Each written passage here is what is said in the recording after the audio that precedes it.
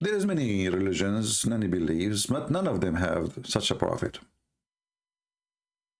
His followers defend him not by answering, but by calling people dogs, filthy pigs, whatever.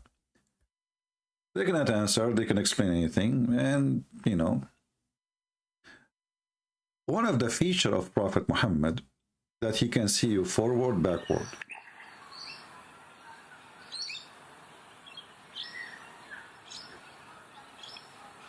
Once a Muslim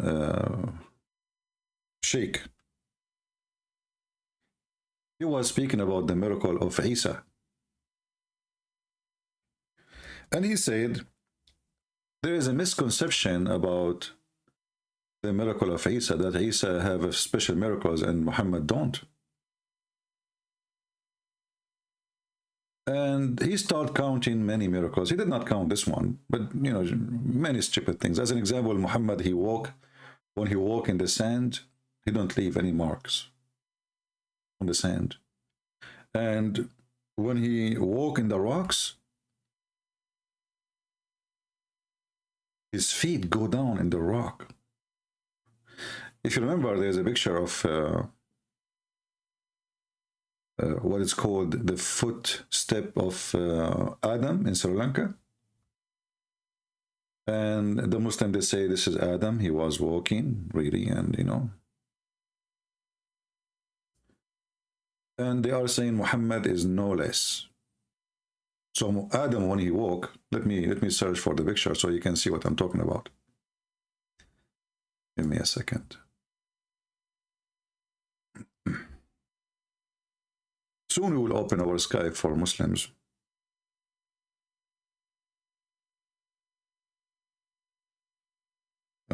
Footprint of Prophet Adam.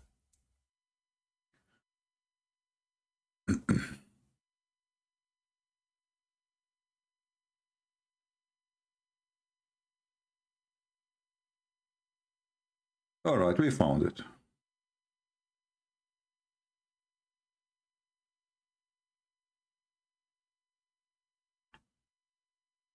Here we go. Now, obviously, this is a Buddha temple, and the Muslims, as usual, they hijack anything. I don't know what is that. I mean, whatever it is, something stupid. If you read in the top, it says the size of Prophet Adam as footprint. And the Muslim now, they are fighting with the Buddhist in Sri Lanka about this temple. Muslim, they want to hijack it and take it as everything. And they say because Muhammad, he said when Adam, he landed down from the heaven with the parachute, the first place he stepped in, it was Sri Lanka, and then he started looking for his beloved wife, Eve, and then he found her in Jeddah. I mean, don't ask me how Muhammad, he come with this story.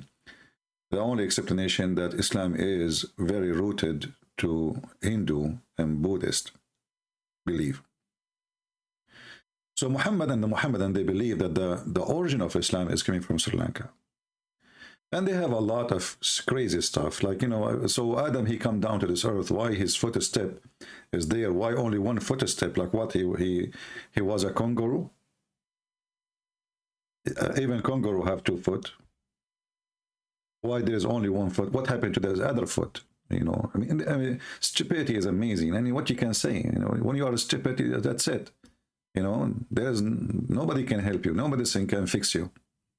So this is the footstep of Adam, and now you have to believe, and the Muslims, they have to pray to Allah. Thank you, Adam. Thank you, our Prophet Adam, for your footstep. But for the sake of God, what happened to the second shoe? The Prophet Adam was naked when he came to this earth. He have no shoes, brother. But okay, so he stepped in the ground. So where is the second step? Don't you see there is something missing? So there's only 1 step. Like what? He stand there. He never moved with one foot. Anyway, this is Muhammadan belief. Now we go to the story of Muhammad, the prophet who can see behind him. It says here, God messenger led us in a prayer one day. And when he finished his prayer, He faced us and he said, "Oh, people." No, he did not say that. Hold on. I think I'm mistaken.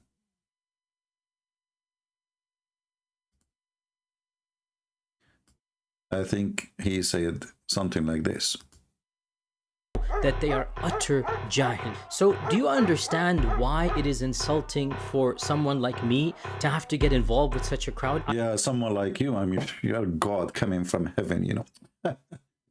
Someone like me go down to like them, like, come on. Like, hello.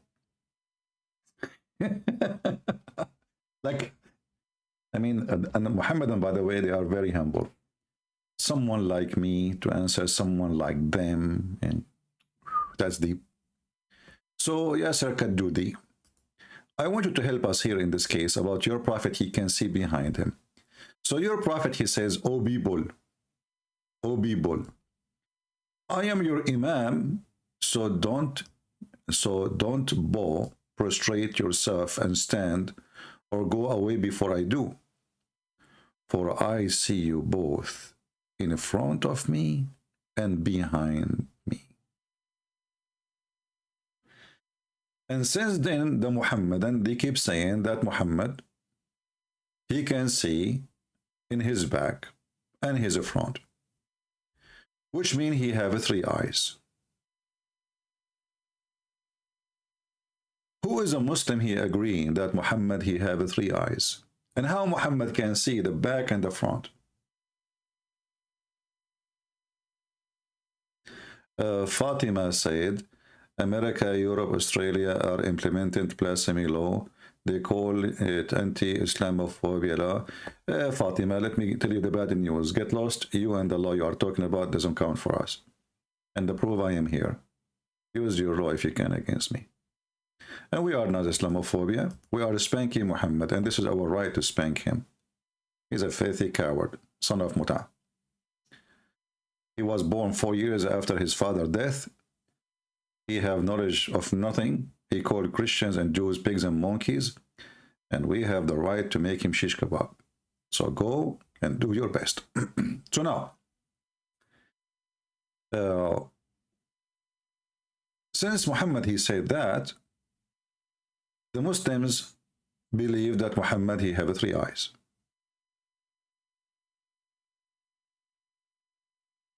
And I want to know today, who of you Muslims can support this idea that Muhammad really have 3 eyes?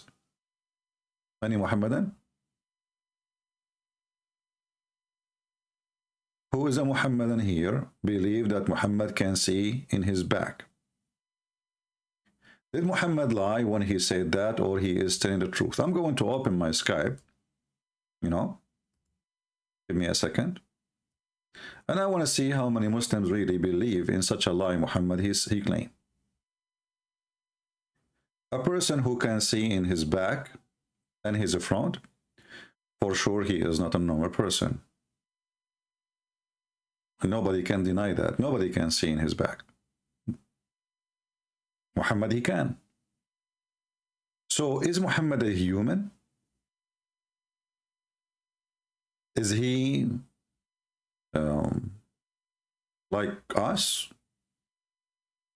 If he is like us, how come he have better feature than Allah himself?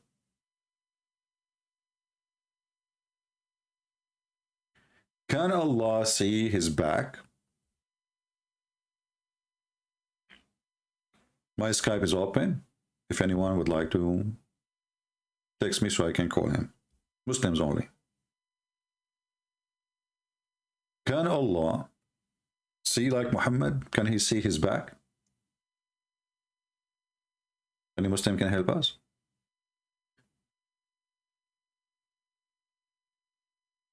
How he see? Muhammad, he said that Allah has 2 eyes. And his eyes is in the front.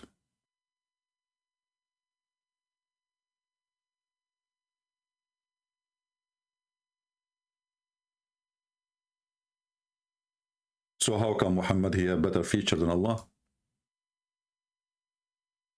Any Muhammadan? Who is a Muslim would like to call us and tell us if Muhammad was lying, just trying to make them fear him, that he is a beast or something?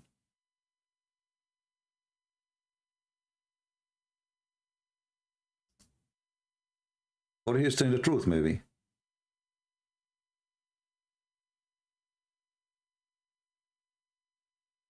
Any Muhammadan? Until now I see nothing in Skype.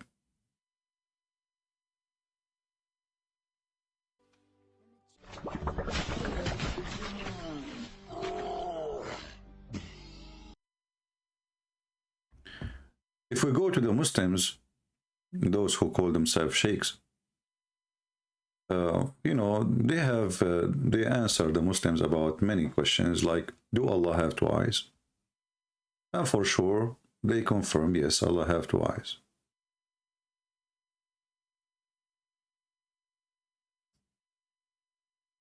And we can, you know, show you many references proving that.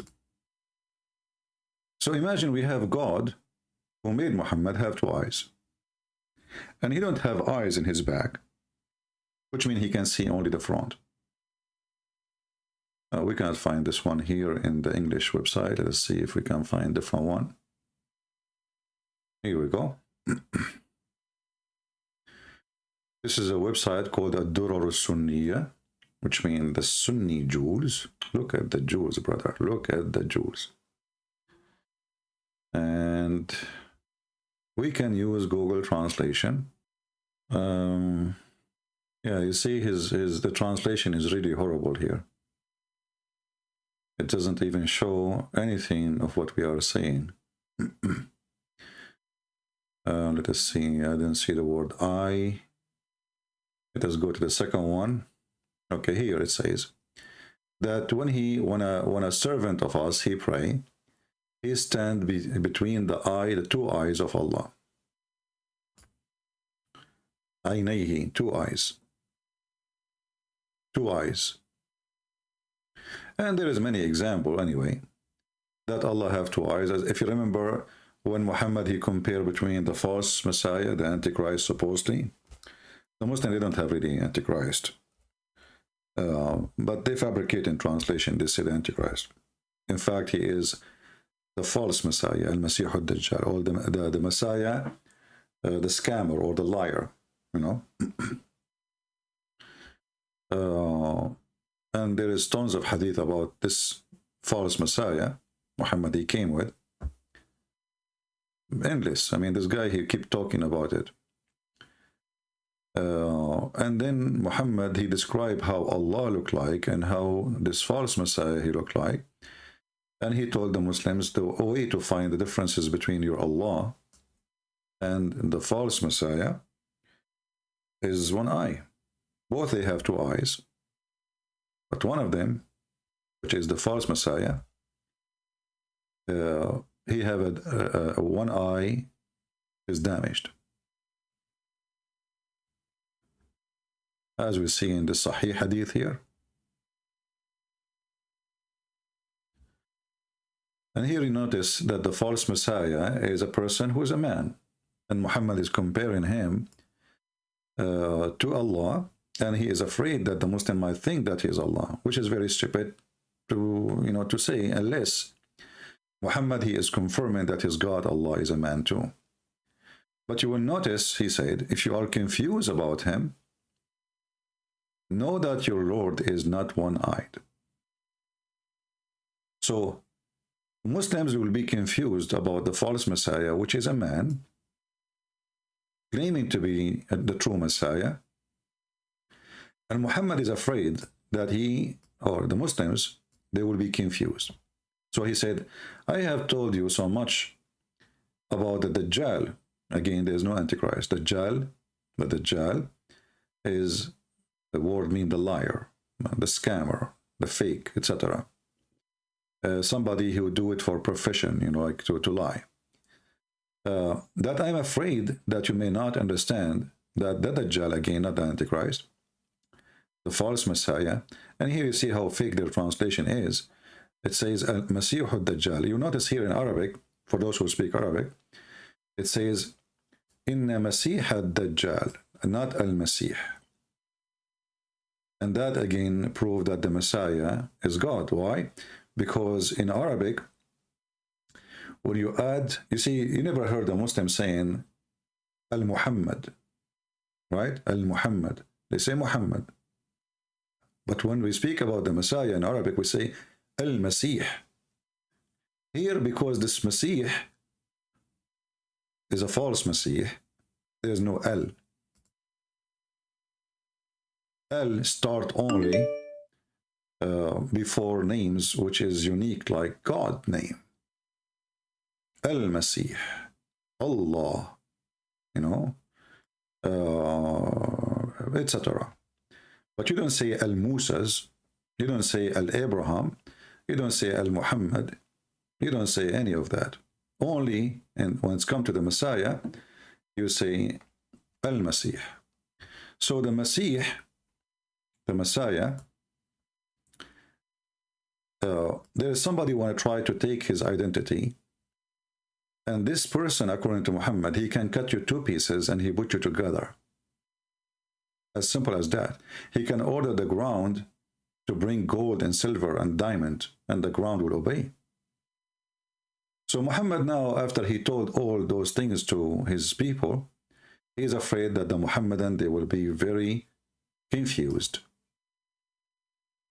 And they might believe that the false Messiah is Allah. And here you ask yourself, how the comparison work? If Allah is not a man anyway, so how they will be confused? Obviously Allah is a man. An unseen can be something I cannot see, can be something nobody can see at all, not only me. But here in this case, Muhammad, in chapter 6, verse number 50, he made it clear that, you know what, I know nothing about God. I do not know his treasure. I don't even have knowledge of the unseen. And I say not unto you, I am an angel. So he doesn't see.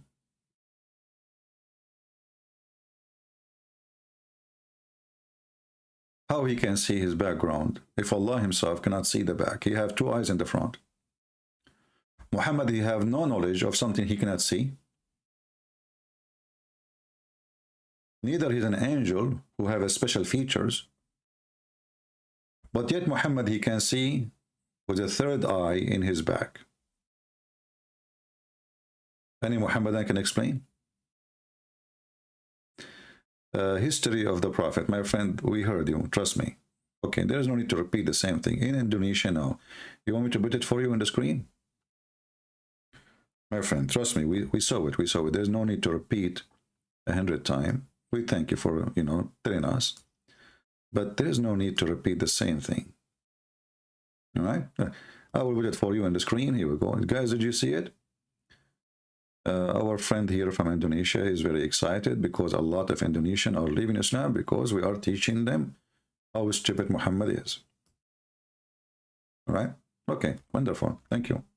But there's no need to repeat, my friend. Everyone can see what is behind them when they turn their head.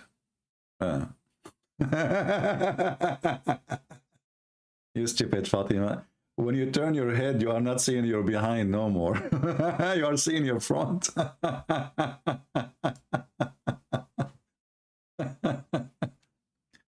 And nobody can turn his head 180 degrees, can you?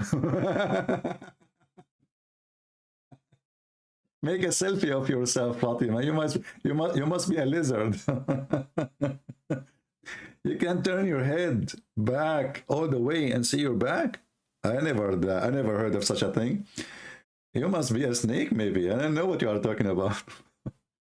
This is how a Muslim, he tried to fix the stupidity of their prophet and his false claims. So the prophet, he used to turn his face back. Hello? Nobody can turn his face back. What are you talking about? You have to turn your body with it. And if you turn your body, well, this is not your back no more. And remember here, Muhammad is speaking about himself praying.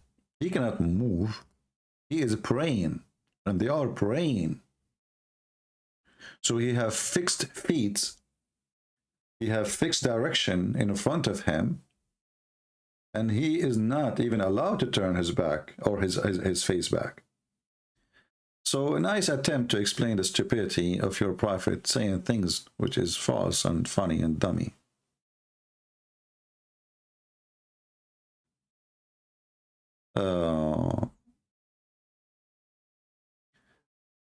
Biblica divine, everything the Christians they believe is a pagan. Well, obviously you are a stupid idiot because you don't know what pagan is. Pagan is to believe in someone is not God as God, like an idol. You know, we don't worship idols. We believe in the living Messiah, and even the Muhammadan, they believe he is alive.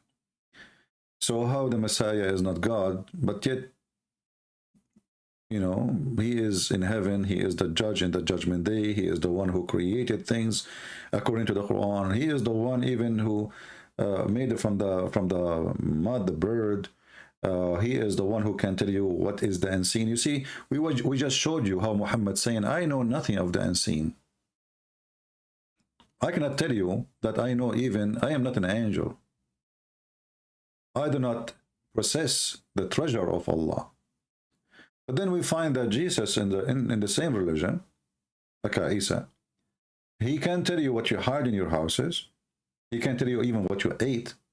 He can tell you what you are thinking. And actually, this is proven in the Bible. When the Jews, they was to start wondering in their mind how Jesus can forgive sin. So Jesus, he said to them, he did read their mind. He said, which one is easier, to say to him, go and your sin is forgiven, or to say, go and walk, carry your bed and walk? The guy, he is disabled all his life. He cannot walk. So which one is easier? So when a foolish like you says we are pagan, that's because you are stupid. Secondly, we don't worship the cross. The cross is where Jesus was killed. The cross always was a sign for criminals. But Jesus, because his blood is free from any crime, the cross became a special for us. So you are ignorant again, and we don't worship crosses. Otherwise, I would be walking in the street and kissing every electric column in front of me. Anyway, the Chinese, they said he left as a donkey, never come back as a horse. Who is a Muhammadan would like to help us? How Muhammad lie and claim that he have 3 eyes? Well, you know, guys, we told you before that the cat who did walk in the Quran, he applied. I have a correction from him here. You know, he sent me an email and saying, excuse me, I am not she. Okay, so I don't mean to insult you, my friend. So the cat, you know, he sent us a confirmation of his gender, and even he said he is single. All right. And he take care a lot of his cleaning, and he is not like Muhammad who jump in the dirty water, have dead dogs. And he said, this is why I will never accept Muhammad to be a prophet. Not only he jumping in the water is very filthy, he is jumping with dead dogs, my enemies. You know what I mean? So I understand the situation here, that this cat, Mr. Cat here, is upset. My friend, I tell you my apology. You walk in the Quran bravely, and the Quran, Allah could not stop you. And I like your tie. It's very, very good looking. And you are very good looking too, actually. So, you know, yeah, you're right. I mean, Muhammad, he jump in the water, have dead dogs, and women of blood from period and garbage. And that's why the cat is upset. I mean, dead dogs. This guy, he lost his mind. You know, the cat saying that, not me. I'm just translating to you. Do you remember the guy who called us 2 days ago, and he says on Allah, he quoted the ant. Allah was quoting what the ant she said. Do you remember? I like that. I will make a special video actually about it. That Allah is the Quran is an ant translation quotation. The Quran is the ant translation.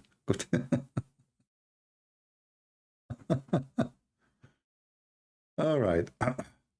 Do we have any Muhammad? I want to explain to us how Muhammad really, he can see his behind. So now Muhammad now in the water, and there's dead dogs and women blood from period, and there's garbage stinking there, and this three eyes did not tell Muhammad that this water is really ugly. So he can see the front, he can see the back, yet he jumped in such a water. This guy, we call him, he did not answer, you know, and then he called me. Let us try one more time and see if it works. Hello? Hello? He's playing for me an audio of Sheikh. Stupid idiot.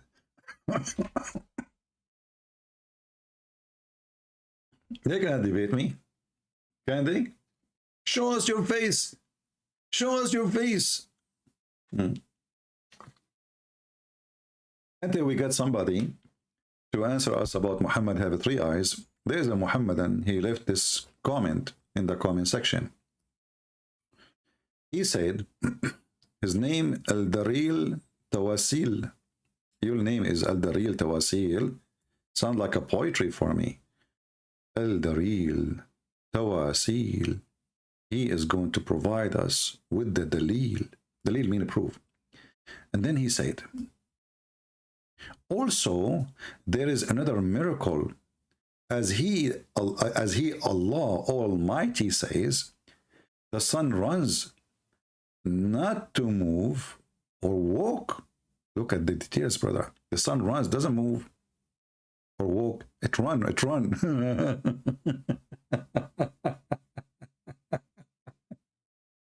Okay. And then he says, clear sign that the sun move in high. What high mean? What does that mean? High speed. Okay. Today, our scientist says sun moves at estimated speed about 225 kilometer per second, 140 mile per second. It is a nearly circular orbit. Allah the Almighty told us this is scientific fact 14 centuries ago. Abdul Potato, I mean, your prophet was describing the sunset, you idiot. The sunset, not the sun is moving.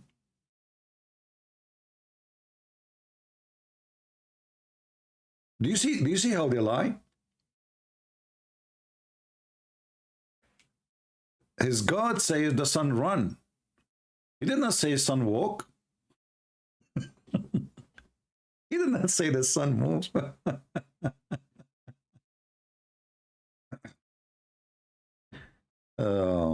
Abdul, just to correct you, you are an idiot, ignorant. Your prophet, he taught that the sun and the moon and the day and the night, they are riding a boat. When we describe the movement of the water, we say tajri. Anything does not have leg or legs, we say tajri. So tajri riyahu bima la tashtahi sufunu. The wind run in opposite what the ship they wish. Tajri al-anhar. The anhar run, but doesn't mean running with foot. You are stupid like your prophet. However, if we go to the hadith again, we will see that your prophet, he make it so clear. Your false prophet. He described it at the sunset going.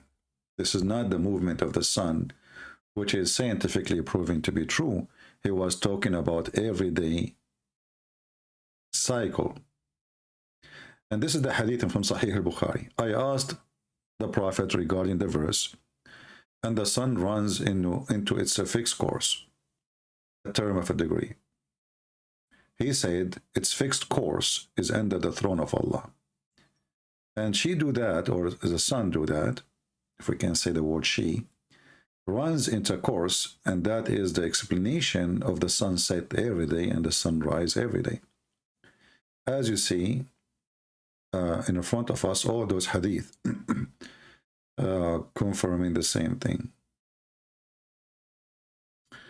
You can read this hadith. It's give you all the details you are asking for, and you will see how stupid your prophet is.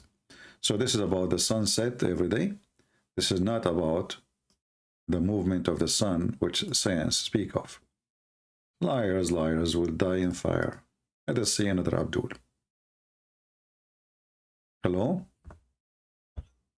Yes, my friend, you are a Muhammadan?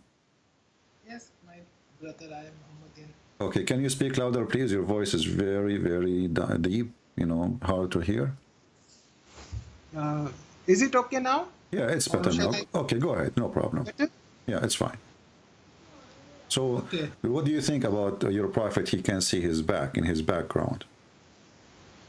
Forget about prophet. I'm asking you, why do you preach your falsehood, your false religion? I preach what? Falsehood and false religion of yours. What is my false religion of yours? What does that mean? Explain to me.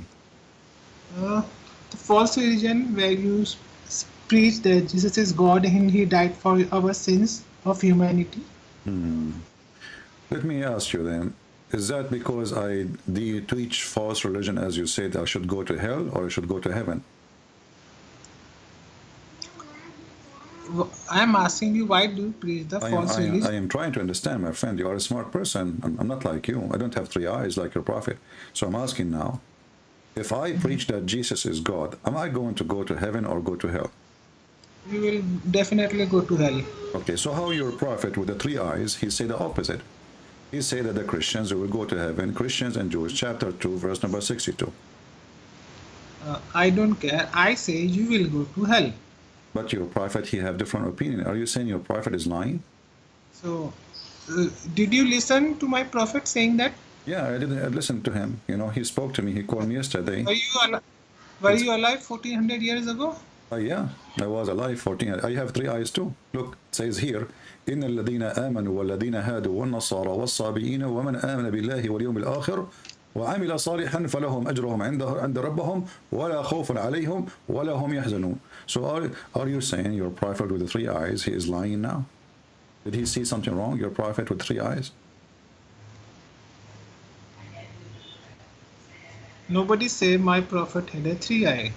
Well, here we go. I have a hadith saying that. The hadith, Muhammad, he says he can see in the front, he can see in the back. Are you accusing your prophet to be a liar again? That seeing was a special quality which he was given. It was not 3 eye. Oh, so he have a special quality. He can see in the back. Yeah. And you said you were alive. Okay, how a 1400 person? years ago. Okay, my friend, how a person he can see in the back if you don't have an eye? That's mean you have an eye in the back, right? So, what did my prophet say? That Christians will go to heaven? No, he said you will go to heaven. Okay. So, then why he preach Islam? I don't know. He's crazy. I'm telling you. He have 3 eyes. You ask him, not me. So this is a good question. If we are going to go to heaven, I was not alive 1400 years ago. If he said that Christians will go to heaven, why did he preach Islam? Well, So aren't you teaching I falsehood? have. Okay, let me ask you. Do you have a Quran at home? But not currently. You don't have Quran with you at home, so you don't want to have the Quran at home. Why? The Quran is dirty. What kind of a Muslim you are? You don't have Quran at home? Forget about the Quran. I am Do you know asking that? you. Do you know that question. now Why Allah are you Prophet he teaching see you with his falsehood? back Why are eye, you and he teaching is looking at you falsehood and now. false religion of Christianity? Listen, Muhammad. Listen, Habibi. Muslim they call me Habibi. They're in love with me.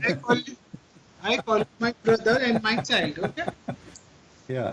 I Listen, tell you my brother, my child, Habibi. did you hear the Sheikh last time he called me? He says to me, Habibi. Okay, listen, Abdul. So now in front of you, we have a verse. Yes. You are saying to me, you were there at that time. You are saying to me, if I was there at that time, who cares if I was there or not? This is your book. Your book says that the Christians and the Jews and those who worship star, the Sabi, and they will go to heaven. How those who worship even the stars will go to heaven? Can you tell me? So why did Muhammad preach the Islam then? Is it You are stupid? saying Is it crazy? it's correct? Yeah, I'm telling you, it's No, crazy. I'm asking you, you were alive 1400 years ago. Yeah, You can show me your age proof of 1400 years. You know, this is proof that Muhammad is crazy. How we are wrong, how we are worshiping Jesus, as you said, how we believe that Jesus is God, and then he says to us, Christian and Jews and Sabia, and they will go to heaven. Muhammad was not crazy. You are crazy. Okay, how many times the Quran says Muhammad is crazy? Let me ask you. I will tell you a story, and I need your help. You know, but this is different. I will change the topic. Have nothing to do with Muhammad. You see, 2 years ago, I have my grandfather. He died, and So one minute. 2 years ago, your grandfather died. What was his age? he was like 90 years old. How come your grandfather can be 90 years old when you are 1400 years old? Oh, well, because you know we are Arab, we count backward. Like you know, You are getting mustard, you don't know okay, anything. let me tell you the story, my friend. You did not hear the story, so you will laugh more. Just wait. So The when he moment died, I get a live debate with you, I will listen. my friend, I want you to hear. Listen, please, listen to me. This is hurt my feeling. Come on, please. So listen, my grandfather, he died 2 years ago. He's 90 years old, and he died standing, holding a stick, and he was holding the stick for a year, and none of us noticed such a miracle. How you can explain such a miracle happen to a Christian guy like this? But you Muslim, you cannot have a miracle like that. He's dead, but he's holding a stick for a year, and nobody noticed. Can you explain to me how a miracle like this happened?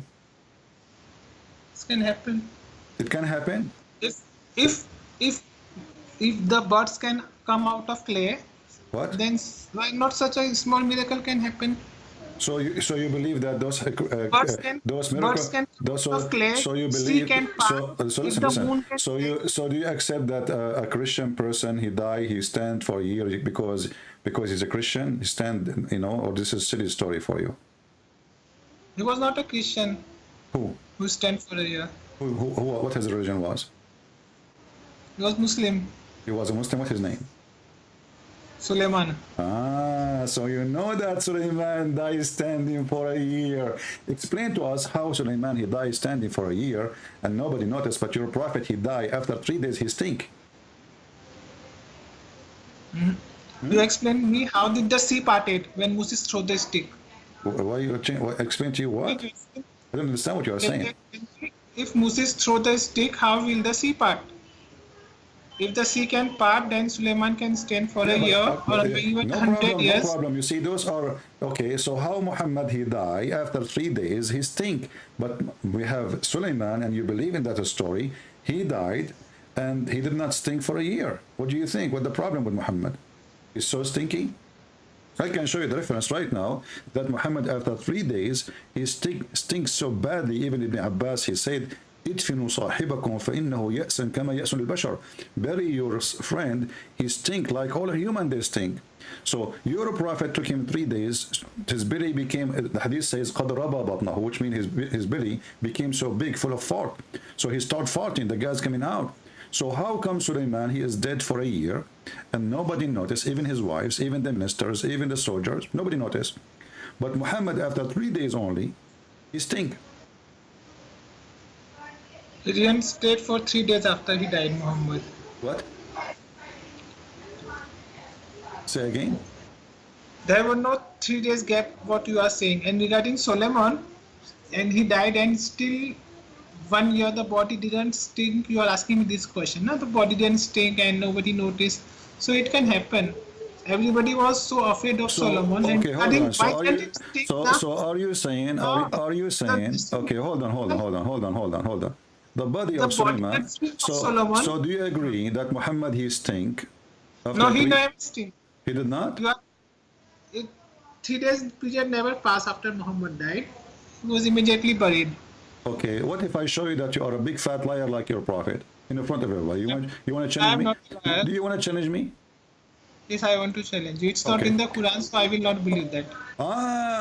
So you will not believe unless it's in the Quran. You will not believe if it's in the Hadith? You will not believe it if it's in the Hadith? I'm asking you simple question. Why are you changing? I'm asking you a simple question. Do you accept the Hadith or you don't accept the Hadith? So look how hypocrite you are. So your prophet, he stink, and the Hadith confirmed that. And now you are saying to me, I'm not going to believe in the Hadith. Huh? He never stink. Well, okay, here we go. I will put it for you in the front of the screen. Everybody will read. And then either you, either you prove that you are telling the truth, or I am lying. Here we go. This is the book, At-Tabaqat al-Kubra. I will put it in the screen. I don't believe this book. You Okay, show me the okay, salvation you are theory just from the Bible. you are just a There is potato. You no don't have a three salvation eyes like the you are prophet. teaching Shut up. falsehood. Let me read. This is page You- number 267. Page number 267. Valley number 2. I'm going to use Google Translation to translate too. And you will see here that when Muhammad he died, the Muslims they start fighting. Even Umar he was saying, I'm going to cut hands and mouth and tongues of those who say the prophet he died. And then Ibn Abbas he said, Inna Rasulullah ya'san kama ya'sanu al-bashar. فَإِدْفُنُوا صَاحِبَكُمْ. Bury him right away, better than making him die 100 times because he stink. It's an insult. Let me translate. Here we go. I will use Google Translation, and I want you to read and stop being a dummy. Here we go. Read for me in the screen. I don't want to read, nor do I want to You don't believe want to this. read? Why you don't want to read, brother? Brother, ya Habibi, my child, Yeah, brother, show me the why salvation you don't theory want from to the read? This is Bible. your Why are book. you This is teaching your falsehood? book. What is the Why are problem? you What teaching is the falsehood of the Bible? problem? What is the problem? Why you don't want to read that Muhammad he stink like all human they stink? So bury him. This is not from the Quran. This is for. Who cares if it's not the Quran? If all of Islam is not in the Quran. I care. All I in do the care. all of Islam is not under the Quran. In the Quran. Here we go. It says Muhammad yasan kama. The translation is not coming good. Here it says your prophet he stinks. So the one who mentioned that is the cousin of Muhammad. He says, Okay, even if yeah, okay, So your prophet okay, he just a stink. minute. Okay, you know Hold what? on. I will go Just with you. for the sake of you argument, I said, accepted my prophet stink. So will it this make your false religion Christianity right? Will it this make a but look your what happened. Who is the that one? Who Jesus is the God? one? Okay, who is the one who told you that my belief Christianity is false?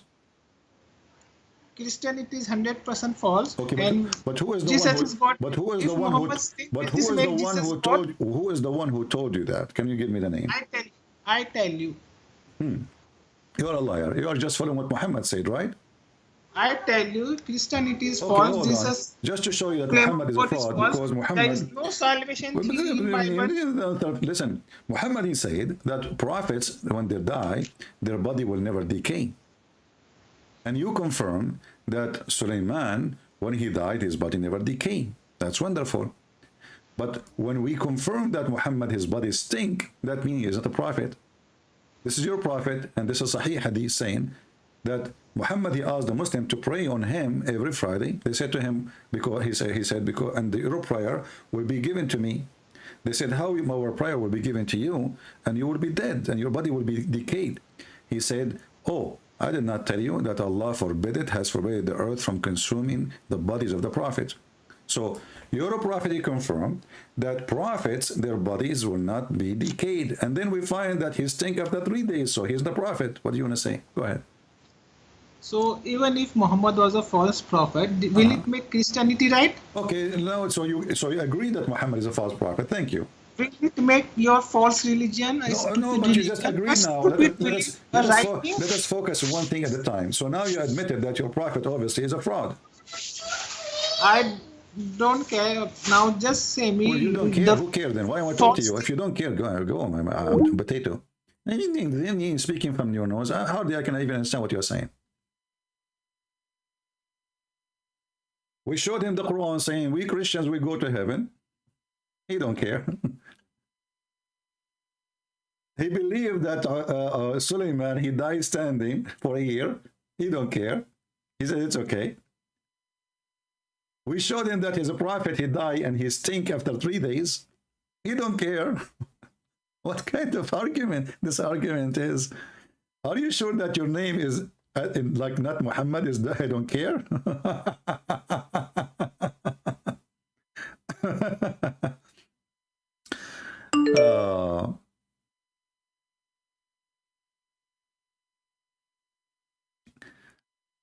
I just received this announcement.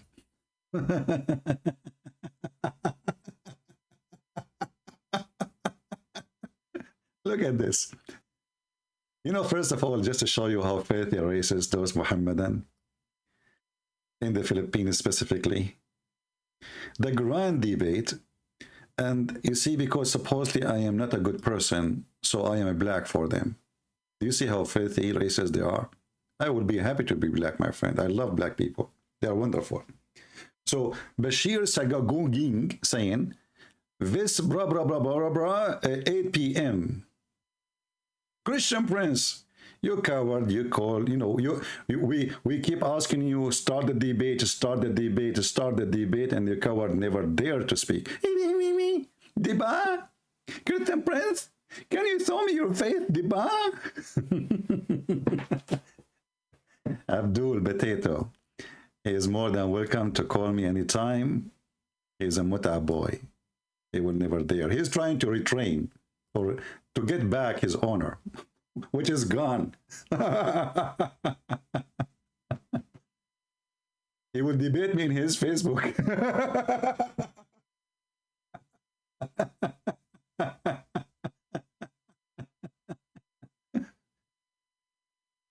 Abdul, tell him, the one who sent me this message, tell this potato, if you are a man, call him, even if you are in Skype, no, I mean in Facebook, call me in Skype, and let everybody in Facebook, anywhere, hear how stupid you are. You are just a potato. Anyway. Let us see, maybe we have different Abdul. Yeah, you know, this guy, I feel sorry for him. You know, he was harassing those Christians for 2 months. And when, you know, those Christians in Philippines didn't know how to deal with those Muslims, obviously. They don't even know how to manage a chat. Me, myself, I was really upset from them. I mean, they let the guy talk. I don't know what he is even saying. And then somebody translate that he is telling them, he is schooling them. I want to debate you. You bring me Christian Prince. You cannot handle me. You know, you are a big deal. So here we go. Christian Prince is here. Why you run, you coward? So they don't really know how to handle such a thing. They are not used to those things. They are not used to those aggressive Mohammedan.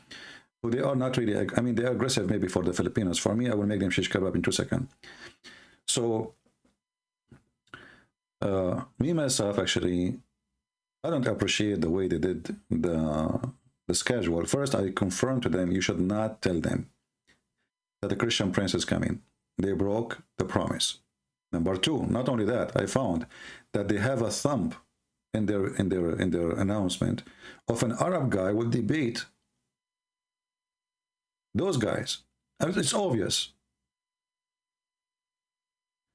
So those Filipinos, they are my brother in Christ, yes, but they are, you know, they don't fit for what they are doing.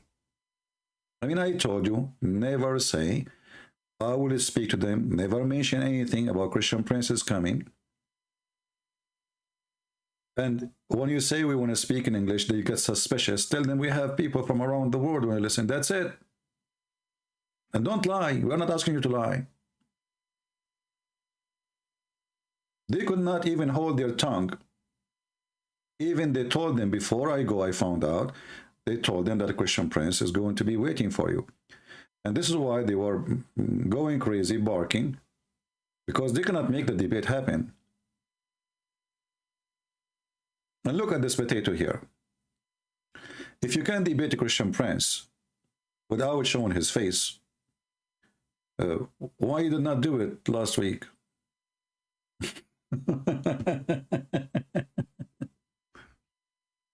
So I say, like both sides, they are kids, the Christians and the Muslims, sadly. The Christian, they could not maintain their promise. They don't know how to deal with the Muslims. It doesn't matter how many times I repeated for them. Even 10 minutes before I spoke to them, I told them, don't mention, we go live on air. Don't say Christian Prince is coming. They did not tell me that already. They told them Christian Prince is coming.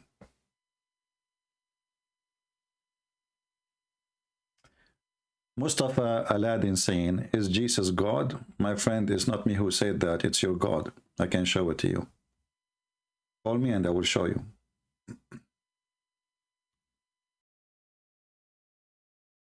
Let us see.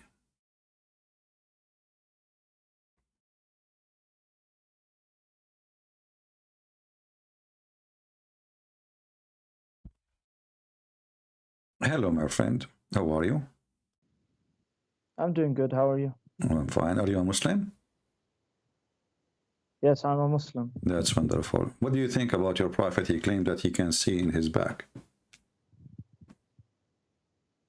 Well, yeah, I know that hadith, and yeah, that's correct. It's correct. While So you believe he really can see in his back? yeah, like in prayers in Salah, specifically in Salah, he said that. So yeah, Oh, so only when he's praying he can see in his back, not in the other places. wherever he specified, he can see. Okay. And how he can see that? You know, he have an eye in the back. No, it doesn't say that he have got an eye. It just say that he can see from the back. Yeah, but a human being, in order to see, you have to see and have an eye, right? That's why we have eyes. No, the prophets got miracles. Like in the Bible, it says that Jesus converted, water into wines. Hmm. A human being. Well, I don't know. This is really weird, my friend. Your name is Dawood Ali. But isn't it the Quran said that Allah refrained from giving Muhammad miracles?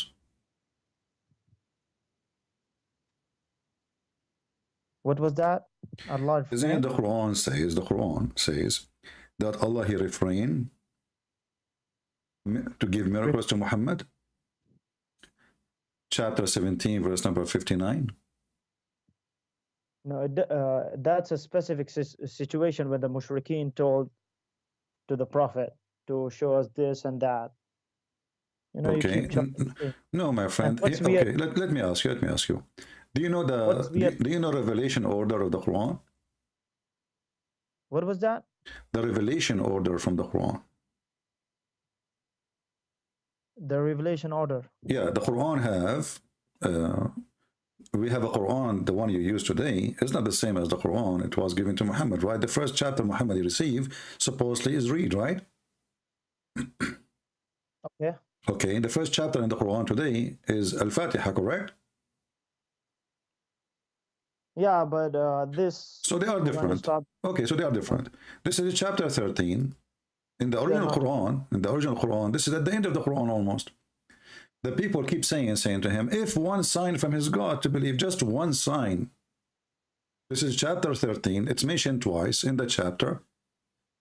That's if one sign from Muhammad God, so we can believe. You see, the people, they want to believe. But all what they are asking, okay, if you're already a prophet, how come you don't have a sign? Well, all the prophets have signs. So how come you don't have? And this is at the end of the Quran. That means Muhammad's life is over as a prophet, and yet he don't have a sign. How you explain that to me? What if I showed you signs from the Quran itself, like of the moon and that all? Okay, go show me. Okay. Hmm. You don't know the story, the waqi' of Al-Qamar, Shaq Al-Qamar? No, I do not know that. Tell me. Okay, here we go. Just give me 1 minute while I pull up this.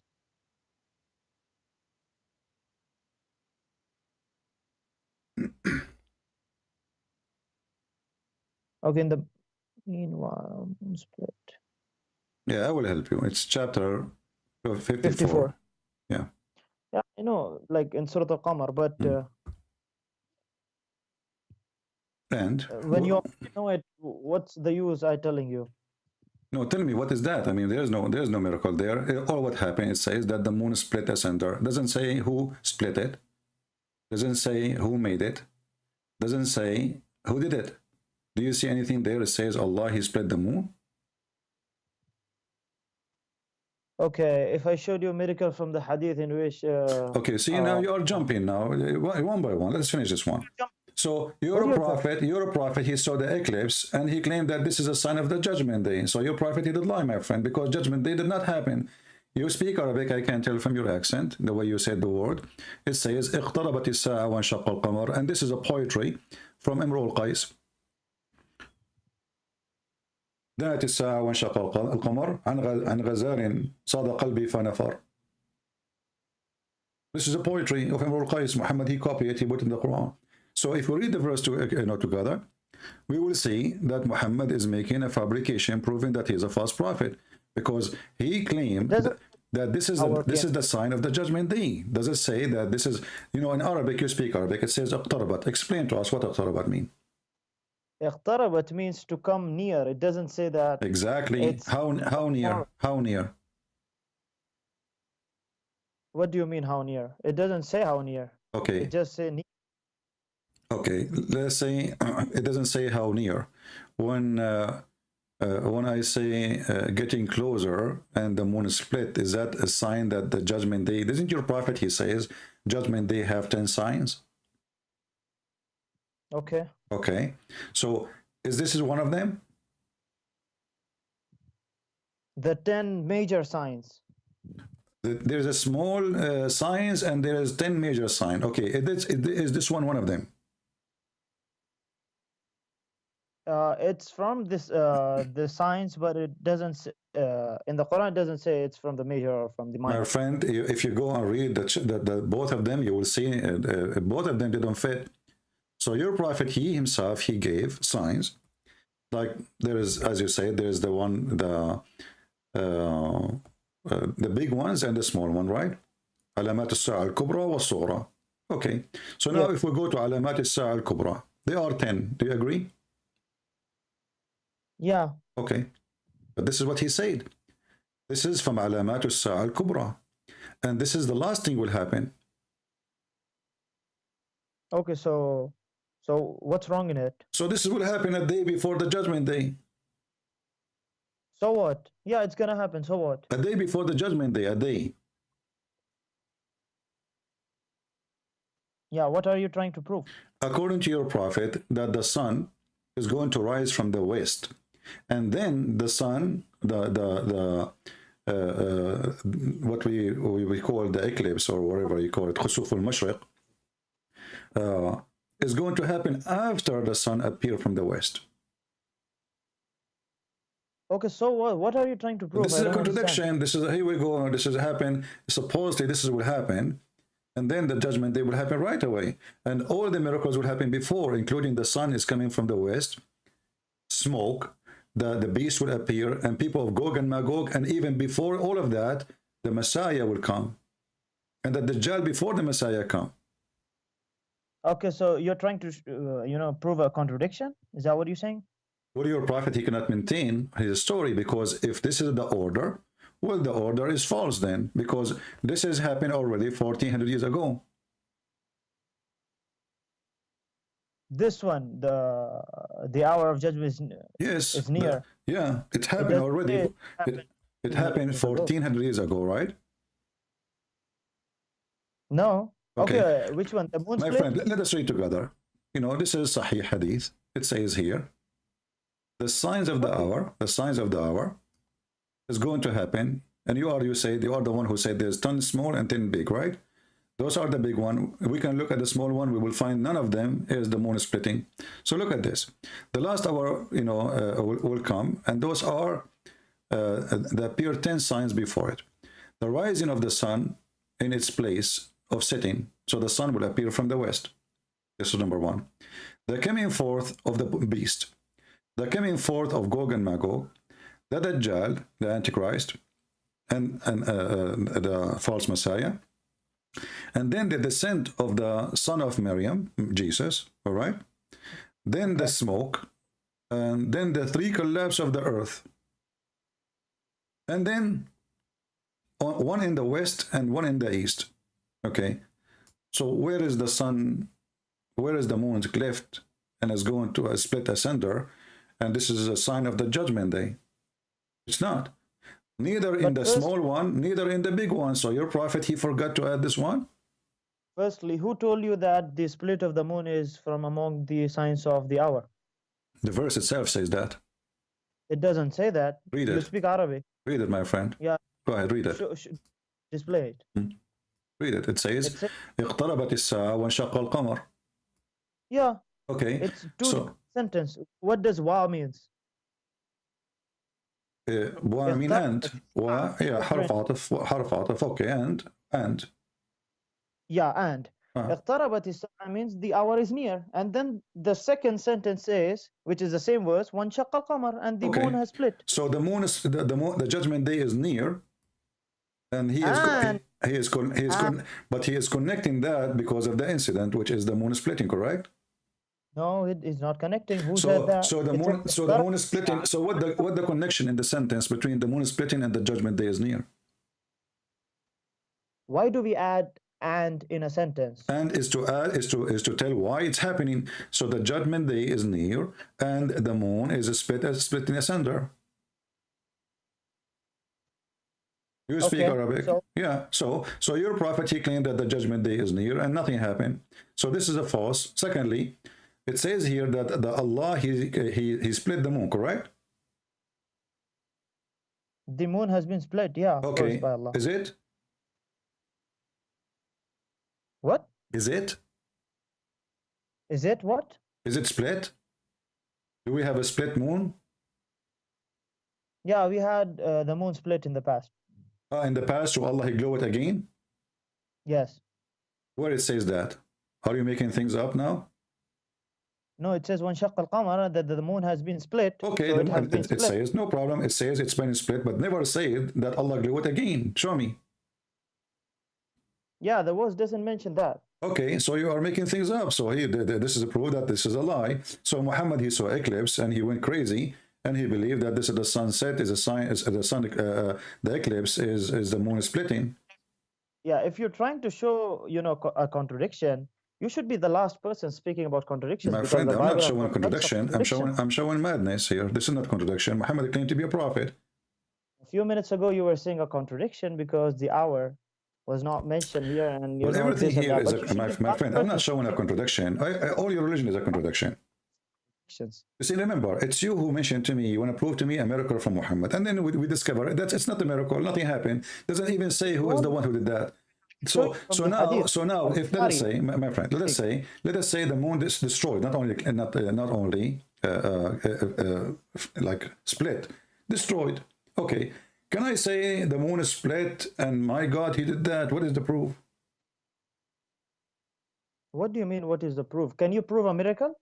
Well, what is the miracle here? What is the miracle? What is the miracle? What is the miracle? The moon is split. That's a big miracle. Listen, I will go with you. So, are you confirming to me that this is a miracle?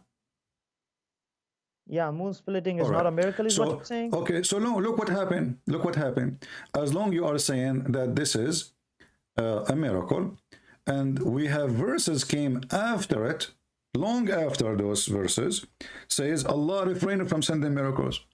So how Allah already sent a miracle, and then in chapter 17, which came long after that chapter, remember the Quran is not in order now. So we have a chapter 17, came way after the chapter of Al-Qamar, according to Revelation.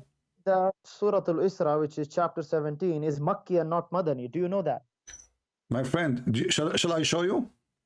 Do you know that Surah Al-Isra let us see, is Makki? Let us see what you Muslim says. I don't care. Madani, huh? Makki, huh? Okay. Here we go. You mean it's Madani? What is the number? What is the number according to Revelation of a chapter of Al-Isra? Go ahead. I'm asking you, as long as you know it's Madani. It's Makki, not Madani. Makki, sorry. Yeah, what is the order of it? Of course, I'll not be remembering the accurate number. Okay, according to your website, here we go, I will show you. It is 50, sorry. Okay. Okay, now we go to Al-Qamar. The one we are talking about, Al-Qamar, in the Quran today is 54, correct? Yes, why don't you display it on the screen? It's in the screen. It is in the screen. Okay, it's coming late. Okay. So as you see here, Al-Isra, it says Meccan, right? Do you see it? Yes, I do see it. Okay. The Revelation, according to Revelation, it's number 50. According to the Quran today is number 17. Okay. Now let us see the chapter of the moon, which is number 54.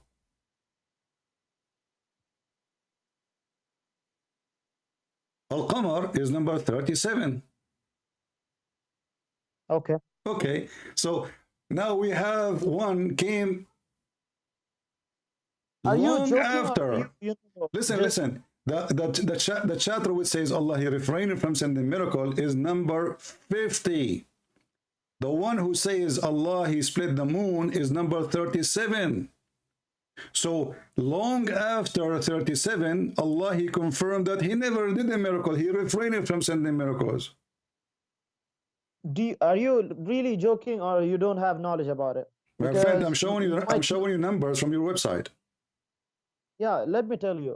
Ah. You might know that in the long surahs there are a lot of ayat, and every ayah is not revealed in the same time. So there are ayahs which are revealed now. It is you who and confirmed to me that it is Mecca and all of it. Who care? You. It is you who jump. It is you who jump. It is you who jump. And he said to me, "Well, this is Meccan. Don't you know that?" Right? So as long it's Meccan, doesn't matter where it came. And as long this is the order of revelation, it is 50. It's 50. No, this is a website. Okay, it's a What a Muslim what a website? What a website? Wait, Hmm. do you know So what did it say? let us see what happened now. Let us see what happened, my friend. Let us see what happened. According to you, and this is a proof that Islam is a lie, that you Muslims, you change location of verses, correct? What? You just said that the chapter of Al-Isra was given to Muhammad in Mecca. Surah Al-Isra, Yeah? the verses of the starting is given in Makkah. All right. Subhanalladhi asra bi- All right. So it's given to Muhammad in Mecca. And then there is verses in the chapter of Al-Isra is not from Mecca time. Yeah, that's what I'm trying to explain you. Okay, my friend, that's wonderful. Read with me here. It says except 26, 32, 33, 57, 73, and 80. Those are from Medina. The verse I just showed you, it's number 59. None of them. Yeah, that's it. What that's So it? What that's Makki. it? What that, my friend, what that's it? So this is not an That- exception. So this is was revealed really in the same the rest of the chapters, you know, the same as the chapter revealed. It is number 50. So number 50 was revealed way after number 30. Huh? Means it's a Makki. The ayah which you showed me, which it is 59, which Yeah. means it's Makki, right? Okay. Confirm. Okay. And show us go to the same website, which is Surah Al-Qamar. Do you know? Show us where Surah Al-Baqarah is revealed. What's the number in this website? What So that we Baqarah? can confirm. What Baqarah? We're not talking about Baqarah. No, show us what number the website is showing. Here we go. Al-Isra is number 50, according to Revelation. It's number 17 in the Quran today. And it's showing us exactly how many verses they were exception, and none of them is the one we are talking about. Correct, which means it's Makki, the one you showed. Exactly. So who cares now? So it's number 50. It's 50. Okay, where is Surah Al-Baqarah? Show us. Here we go. We go to Al-Baqarah. It's 37. Okay. And do you know that there are verses of which was revealed in the ending of the prophethood of Surah Al-Baqarah? Who cares? Verses We are talking about Al-Baqarah now. We are mixing. This is Al-Qamar. Chapter. It is chapter number 37. It is chapter number 37.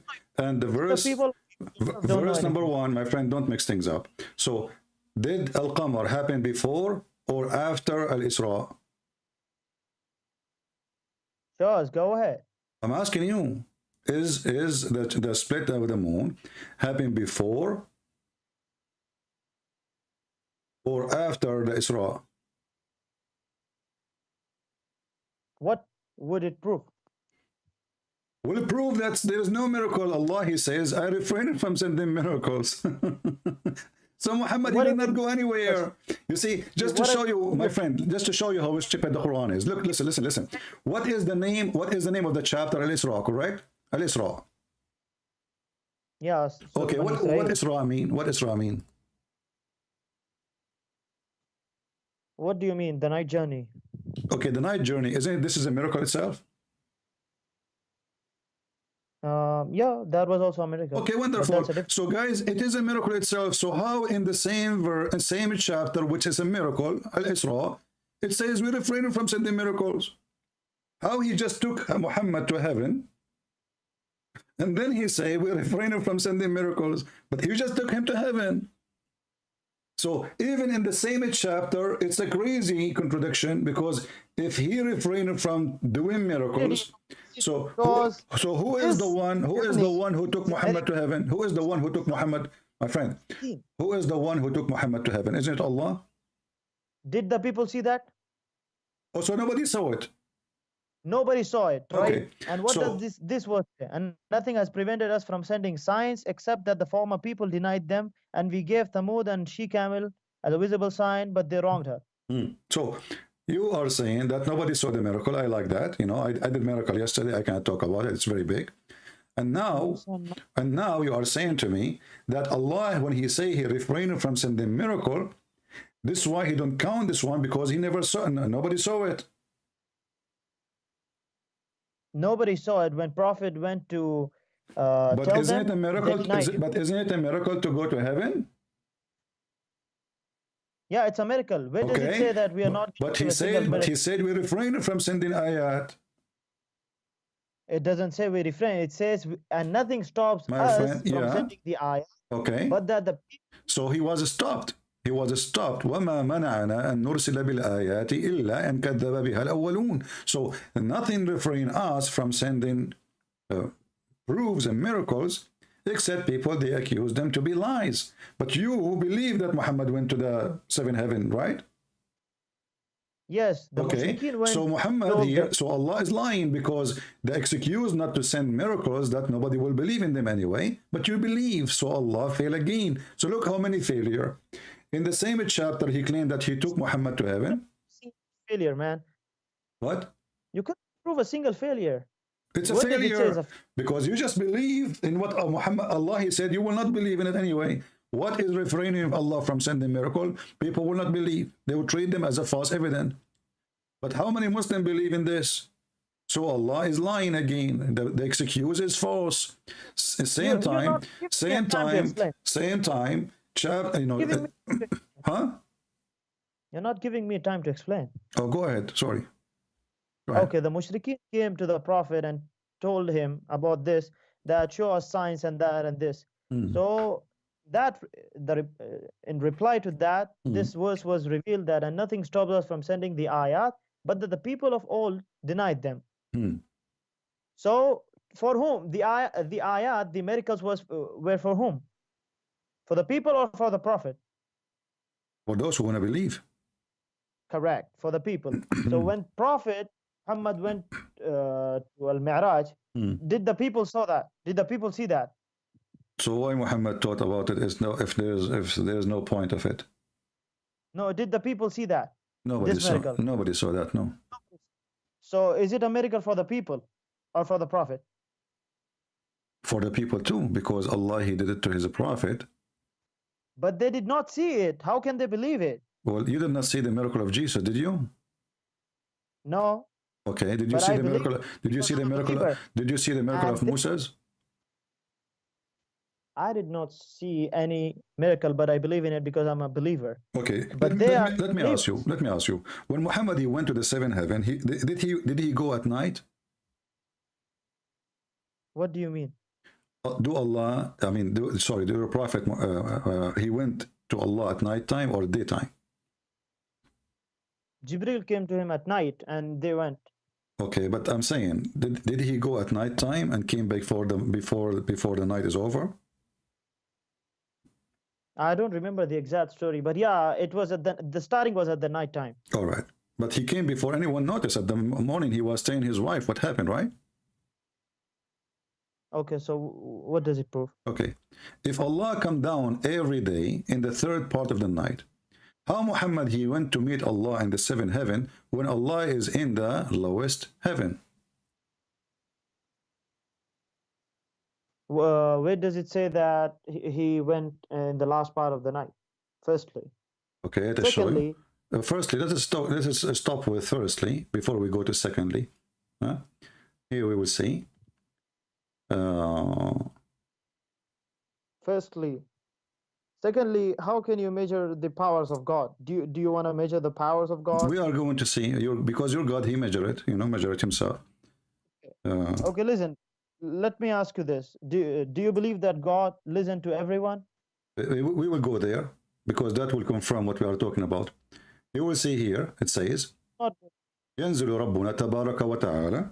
Allah. I know this. Okay, you know the hadith. Okay, so now Allah is coming to the lowest heaven, and he is in the lowest heaven. He And comes Muhammad to the is lowest, going, and Muhammad is going to seven heaven to meet Allah. He comes to the lowest heaven, how His Majesty befit, and that too in the third part of the night. What do you mean, how His Majesty? Who care His Majesty befit? He is in the lowest heaven. He is in the first floor or in the seventh floor. He comes to the first heaven. Okay, How so Allah is in the first floor. Muhammad, he went to the seventh floor to meet Allah. Explain that to me. He went to the in the third part of the night. Did Prophet Muhammad went in the third part of the night? Yes, it took him long because you see the story. First heaven, open the gate. Second heaven, open the gate. Third heaven, open the gate. And the distance between each heaven is 500 years. So will you say to me that this is not the third part of the night? Allah is down every day. So, okay, now okay. your lie is gonna be displayed in front of the people. Go ahead, Show show us us. where say that Prophet Muhammad went in the third part of the night. Go ahead, show us before you jump because you keep hoping. Okay, how long it took him to go to heaven? Can you know? Do you know? He came back in the morning, right? Show us. Go ahead. I'm asking you, does he come back in the morning or before, after the morning? Go ahead and show us. Don't tell me go ahead, show us. Is it when your prophet, he come back from his journey, before the sunrise or after the sunrise, please? Before, thank you. So thank you. Okay, so Muhammad, he went to the seventh heaven. At what time you think he started his journey? At what time? Yeah. In the first part of the night. What does that mean? Give me a time. Help me. Okay, according to us, maybe 8, 9. I'm not saying accurately, but maybe 8, 9. Okay, so I will go with you now. Here we go. I'm going to show in the screen, and you want you to look with me. You are the one who says 8, 9. I will go and give me a number, 8 or 9. Choose one. 8. All right, 8, guys. So it's 8. So now here we have Muhammad. He went up to heaven. He started his journey at 8 o'clock. Let me type the number 8.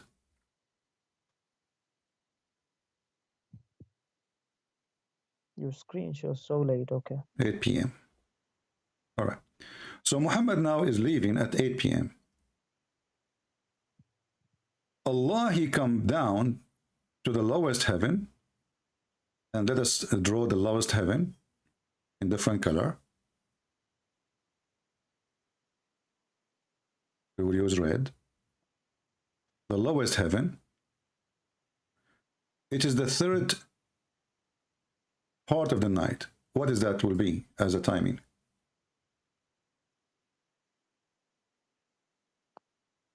What do you mean? What is the time of the third part of the night? Yeah. Around 9, 10, 11, 12. Around 1:30. Around 1:30. You see, I'm going to type is exactly what you say. I'm not going to even to argue. Because I'm saying correctly. Okay, no problem. You are saying correctly. Remember that. Okay. So at 1:30 p.m., your God Allah, he arrived to the lowest heaven. Focus with me now. Okay. So Muhammad now is in the ground at 8 p.m. The lowest heaven, in order to go there, remember, it's you who said that it is 1:30. This was what? This is the third part of the night, correct? Yeah, it starts from, I'm saying like approximately, yeah. Okay. So for Allah, when Allah he come down, he come in the third part of the night. He start moving, he come down, right? It doesn't say that. No, it whatever says that. No, read with me. Read with me. It says he descends every night to the lowest heaven when 1/3 of the night. This is when he descend. This when he the moment he descend. Okay, yeah, he descends. Okay. With His Majesty befit, yeah. All right. So this is when Allah he decided to go down at 1:30 a.m. in the morning, as you say. Now, the heaven is 7 heaven, correct? Yes. All right. So now we have, this is the lowest in red. This is the second. This is the third. This is the fourth. This is the 5 or the 5th, and this is the 6th. All right. So your God, he descended down to heaven at 1:30 a.m. Your prophet, he come back, you said before the sunrise, correct? Okay. What time is that? Would be Before the sun rise, almost 5:36. okay. 5:30. Choose which one you want. 5:30 or 6 a.m. See, as far as the sun before the sunrise is concerned, it's 5:30. Okay, Or 5:30. 6, no problem. You can take 6, no problem. But Choose one. I don't know. make, Choose. Tell me which one. no problem. Take either. I don't mind because the time keeps varies. No But problem. don't mix that I said Prophet came back at 5:30. I never said that. I said before the sunrise. No, we will remember. We will remember. We will remember that. So to go from to go, okay, my friend.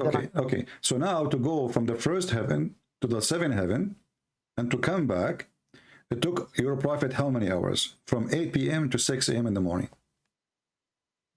No, it doesn't say that he came in the morning. Before the morning. Yeah, before the morning can be any time. It can even be 1 Let's calculate. It have to be between those. You said 6 and you said 8 p.m. So 6 is before 6 in the morning, before. I never said 6. I never said that he came at 6. I never said that. Don't mix again. Okay, when your prophet he came, do you have any hadith to confirm? Oh, by mistake we deleted. Do you have any hadith confirm what time your prophet he came back? It doesn't say exactly. It doesn't say. Firstly, the time wasn't there at that time. What are you trying to make? What do you mean there's no time at that time? I mean, there wasn't a clock at that time. So aren't you the one who told me first the third part of the night is 1:30 p.m. So there's a time.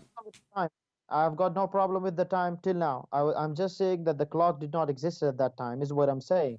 Don't mix. Okay.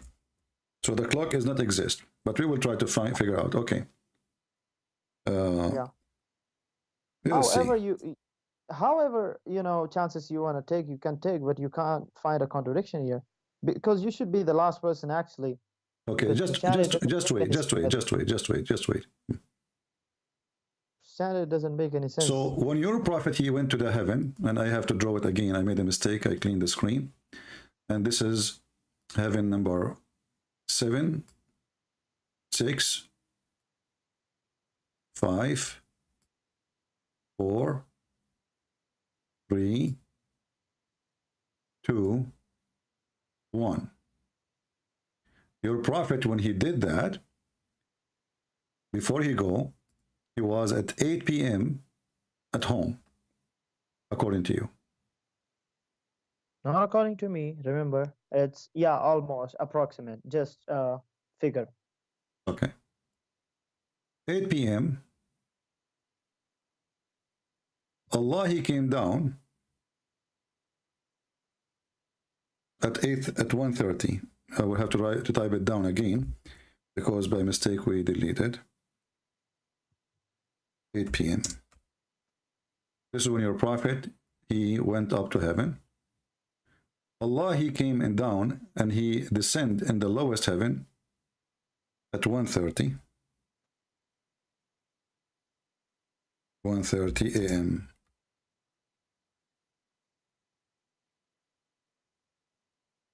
Your prophet, he came back home before the morning. You say you gave me a number. You said 6 a.m. I said 6 a.m. the sunrise. Don't mix. I did not say that 6 he came back. No problem. What is that? Well, give me a number, my friend. When he came, Muhammad, he came back. It can be even 1 a.m. in the night. Ah, so it's not. Yes. So it's not. You know, like it can. Guys, okay, I will go with you. It can be 1 a.m. in the morning. So Muhammad, he went. You see, I'm going with you, and you will see how whatever you try to fix it is going to be stupid. So now it's 1 a.m. in the morning. Muhammad, he came back at 1 a.m. in the morning. This is what you just said.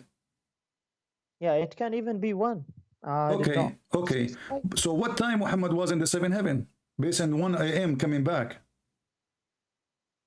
Anytime, maybe 8:30. Maybe 8:30 he was in the seventh heaven, took him 30 minutes.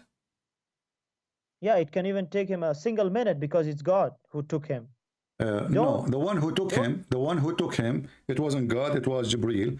And as you know, the Quran says that the angels take them 1,000 years of your time to go up to heaven.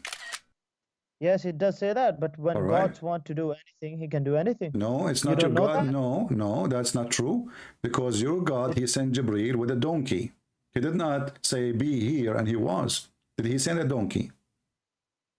He did send, but it doesn't say at what time he went up, how that all. Did Muhammad pass by physical object and it was a physical trip? Yeah, of course it was a physical. So it was a physical. Okay, so as long as it's a physical and the angel take him 1,000 years to go, then Muhammad alone, that's along with the story or the story of Muhammad, and then Muhammad, he claimed that he went up to heaven and he came down before you claim that it's even 1 a.m. while his God come in every night at 1:30 a.m. to the lowest heaven. So when Allah was moving between heaven number 7 and heaven number 1 going down, Muhammad was going up, and then he came back, and still he cannot meet Allah. And the top of that, as long Muhammad he is using physical, as long Muhammad using physical object, he have a donkey. Is the donkey have the speed of light? When God wants. Okay, well, the donkey, his name is Al-Buraq. So what? What Buraq mean? So do you mean because he was Al-Buraq, so he God cannot do anything to him? No, I'm not saying anything. I'm saying the name Al-Buraq mean he is a thunder. So what? Okay, what is the speed of light? Can you measure the speed of light? How stupid. Yeah, there is a measurement of a speed of light, sure. So yeah, but and isn't it the angels made of light? The angel are made of nur, yeah, light. Light. So now we have the donkey, Mr. Donkey, made of light. Angels are made of light. And it take the angels 1,000 years to go up and to go down.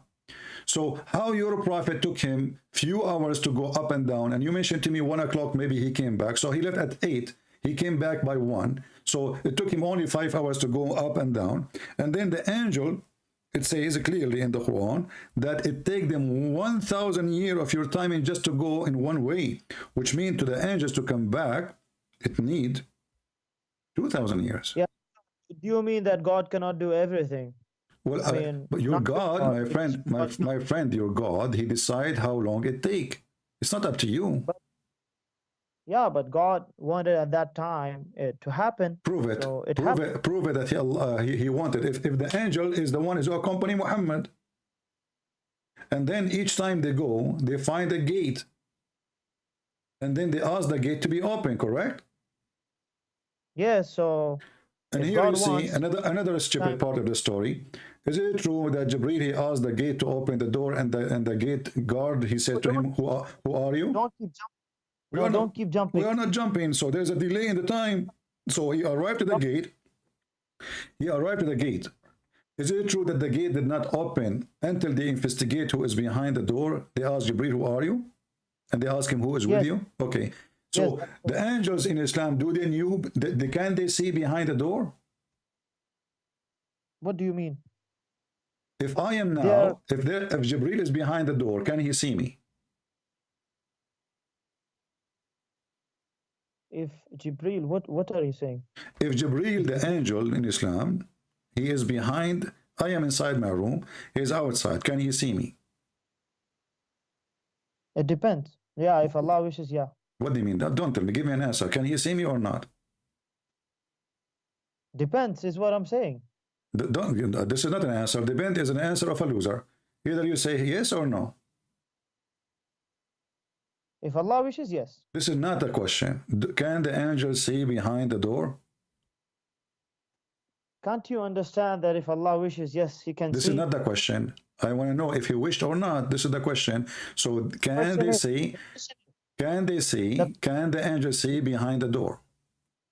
The question is, can the angel see through a barrier? Firstly, you're jumping. This wasn't the main question. The main question was. I'm going to show you that how all the story is stupid. So now Jibril is in the front of the door. The angels behind the door, the angels behind the doors, they could not recognize Jibril. Is that true? No. Open Surah Tahrim was Surah 66. It says that whatever God asked the angels to do, they do.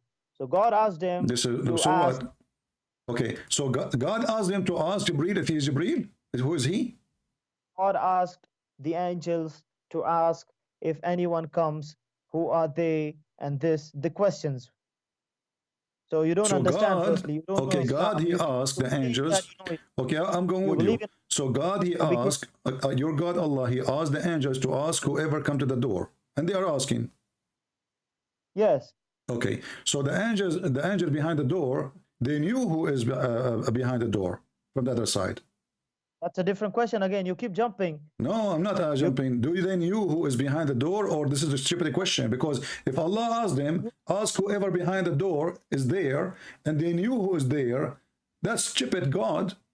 Why he is asking them to ask if they knew already who is behind the door? So if they knew, then there is no need to ask. So you want to prove something stupid, and you believe in a God became a baby. You we will see. We will go there. No problem. So listen, what happened. So the angels, they came down. The angels. Now Muhammad, he arrived to the heaven, and then when he arrived to the first gate, he did not go through that fast. There's investigation. There's a checkpoint. They don't even open the door for him. And then hold on. So now, Muhammad, when he arrived to the first heaven, they asked him the question, ask Jibril, who are you? Jibril, he said, I am Jibril. When Jibril, before they asked him, who are you? Is it true that Jibril, he said, open the door? Open the gate? Why you keep asking every silly question? Go ahead. Did he ask open the gate? Did he ask open the gate? Who? Jibril asked open the gate. Yeah, like he went to the first heaven, and of course he wants to pass through. Okay, so Jibril is the head of the angels in Islam, is it correct?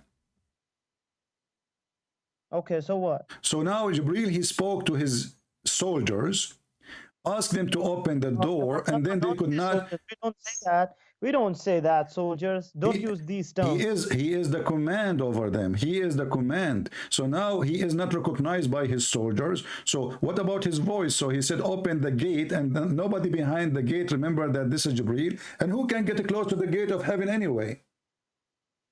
It says, who is with you? Remember the hadith. Right.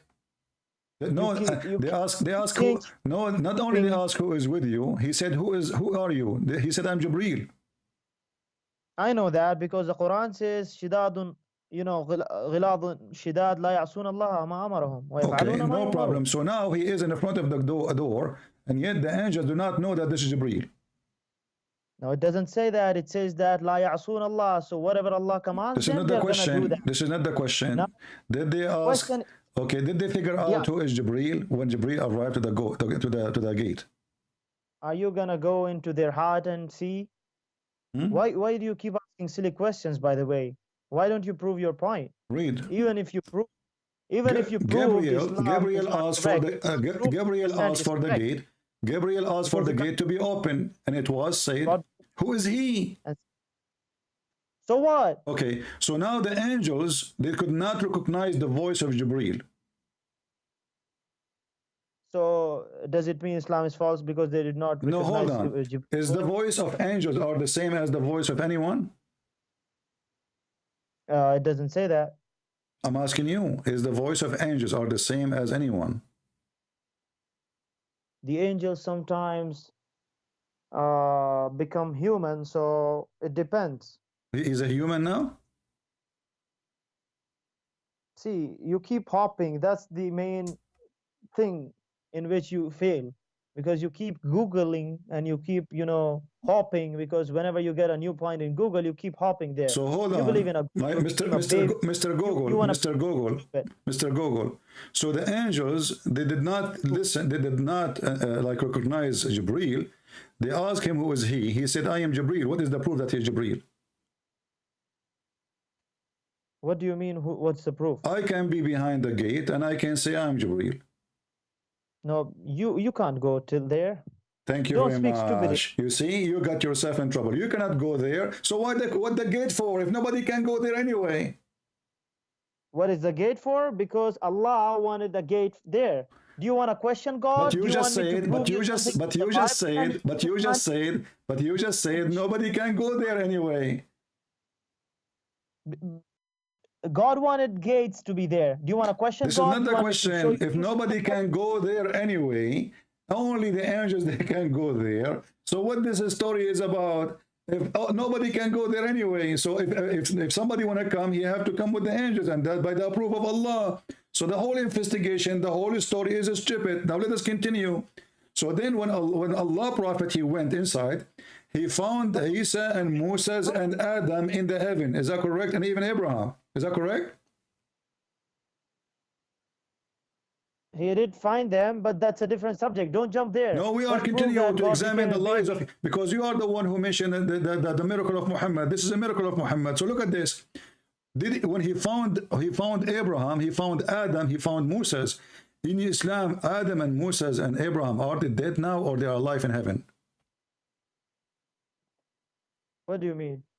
Is Abraham is alive? Is Adam is alive? Is Moses is alive right now? Musa alayhi salam is not alive in this dunya. He's alive Okay. in al-Barzakh. So how? And we don't know how. Okay. So how he saw Abraham and Adam and Moses there? Because you're stupid and you don't know that they're alive in the hereafter and in the Barzakh. They are alive in the hereafter. Is Muhammad is alive in the hereafter now? In the In the Barzakh. Barzakh? Al-Barzakh. So he is not in the grave. Do you know al-Barzakh, firstly? I'm asking you, do you know what is the grave is? Yeah, of course, it's a Okay. shiver. Is Muhammad is in the grave or not? What does it prove? You said Barzakh. You said the Prophet will be in the Barzakh. Is the Barzakh is the same as the grave? Do you mean there is no Barzakh in the grave? Are you saying that the Barzakh is the one under our knees, our feet? I did not say that. Okay, I'm asking you again. So think smart. You said that those are the Prophet are living in the hereafter in the Barzakh. You just said that. Hereafter, Are they in the grave under our feet in the ground, or they are in Barzakh? they are in the grave, and in the grave there is a life called al-Barzakh. If you don't know, for your kind information. Okay, thank you Now very go much. ahead. So your Prophet did not go to heaven, he went to the Barzakh. What do you mean? You just said they are in the Barzakh. Do you mean that? Do you know even the life of Barzakh? Listen, Muhammadan, listen, I asked you, where are they now? You said they are in the Barzakh. Did you say that or I'm lying? You keep talking. You keep talking. Is it true that you say that they are living in the Barzakh right now? Can I speak now? Go ahead. Okay. So there is a life in the grave called al-Barzakh, and we don't know about al-Barzakh. It can be that they are in a different life, maybe in the heavens, maybe. What maybe? Don't tell me the story of maybe. Don't jump. Wait, let There's me no answer. maybe. I want you to confirm to me. Are they in heaven? Don't tell me maybe. You see, you Muslims, you lie to yourself non-stop, because heaven is a place where people who they are resurrected from death already there. Heaven is not the grave. Heaven is not in the earth. grave is down in the earth. Is the barzakh is in heaven? Can I talk now? Yeah, go ahead. Yeah, I let me give you the talk. mic to talk. You tell me maybe. I don't want maybe. Is the barzakh? I want to confirm. Where is the barzakh located? Now can I speak now? Wait a minute. There is a life in a grave called al-barzakh. Yeah. And of course, as I told you about the ruh and something else, there is no much knowledge given to us. So al-barzakh is a life which is not spoken about a lot. So it can be a life either in heaven or in different places, depending on Allah wants the person to be. Let's make it simple. Is your prophet now is in al-barzakh or in the grave? It's a simple answer. So you're asking me, when you make tea, do you require water or milk? Of course, I require two of them. Listen to the question. Where is your prophet now? So the answer is, in the grave itself, there is a life called al-barzakh. It's life. It's called. It's life. It's a life. A life. I know you're Googling something now. Yeah. And you're hop and jump. Uh-huh. So before that, let us laugh at you. You're a prophet, he says.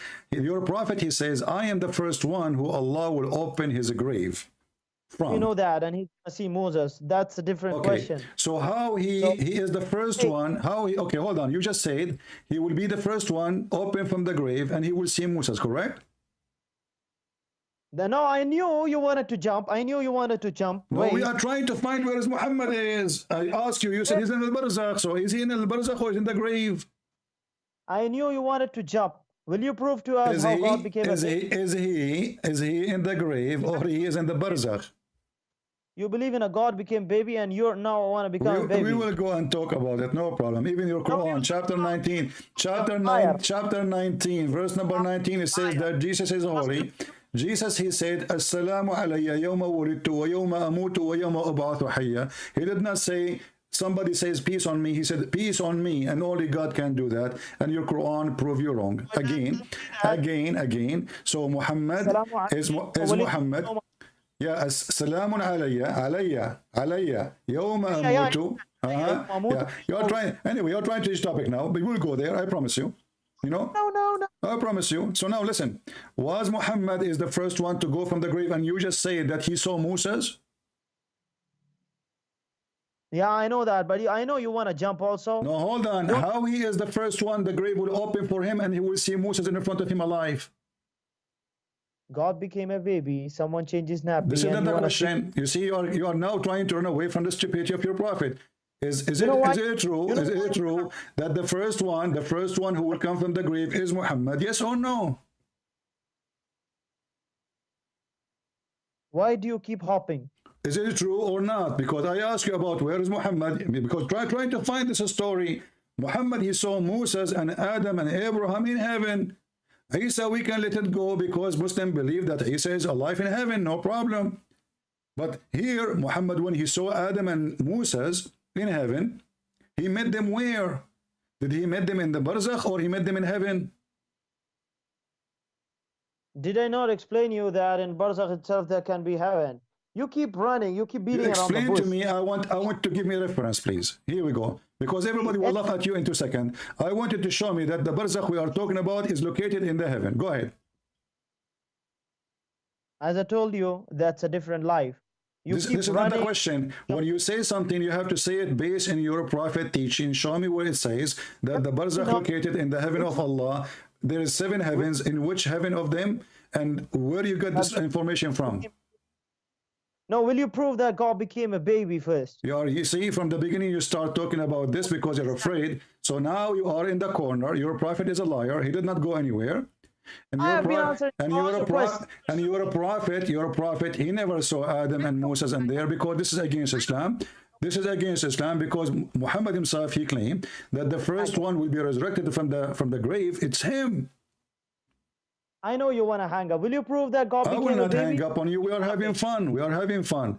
So when you're a prophet, he says, I am the first one to be resurrected. And then he see Moses. That means Moses is not It's not Muhammad who is the first one to be resurrected. How he will be the first one? How he is the first one to be resurrected, and then he see Moses in front of him. You see, you so-called Christian prince, you keep running and you keep jumping. That's the main problem. This is the main problem. So I am the first one will be resurrected from the grave, and then I will find Moses standing in front of me. So why do you keep jumping? Firstly, this wasn't the question. So is Moses now in the barzakh or he is in the heaven? Don't you understand? Are you a chicken or what? Let us see who is the chicken. Don't talk about chicken. I can show you the hadith that your God Allah, he said in the top of the chicken, a rooster. Don't go there. And that will lead us to ask, when Muhammad he went to the seventh heaven, did he go through the rooster? Because Allah sitting in the top of the rooster.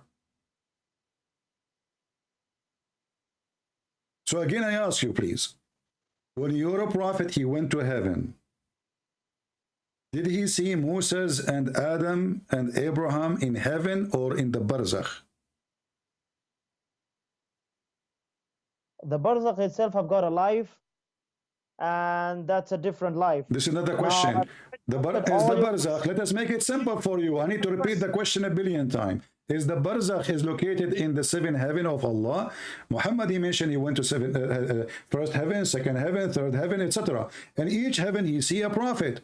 So are you saying that the barzakh is the same as the first heaven, seventh heaven, third heaven, etc.? Are you saying that?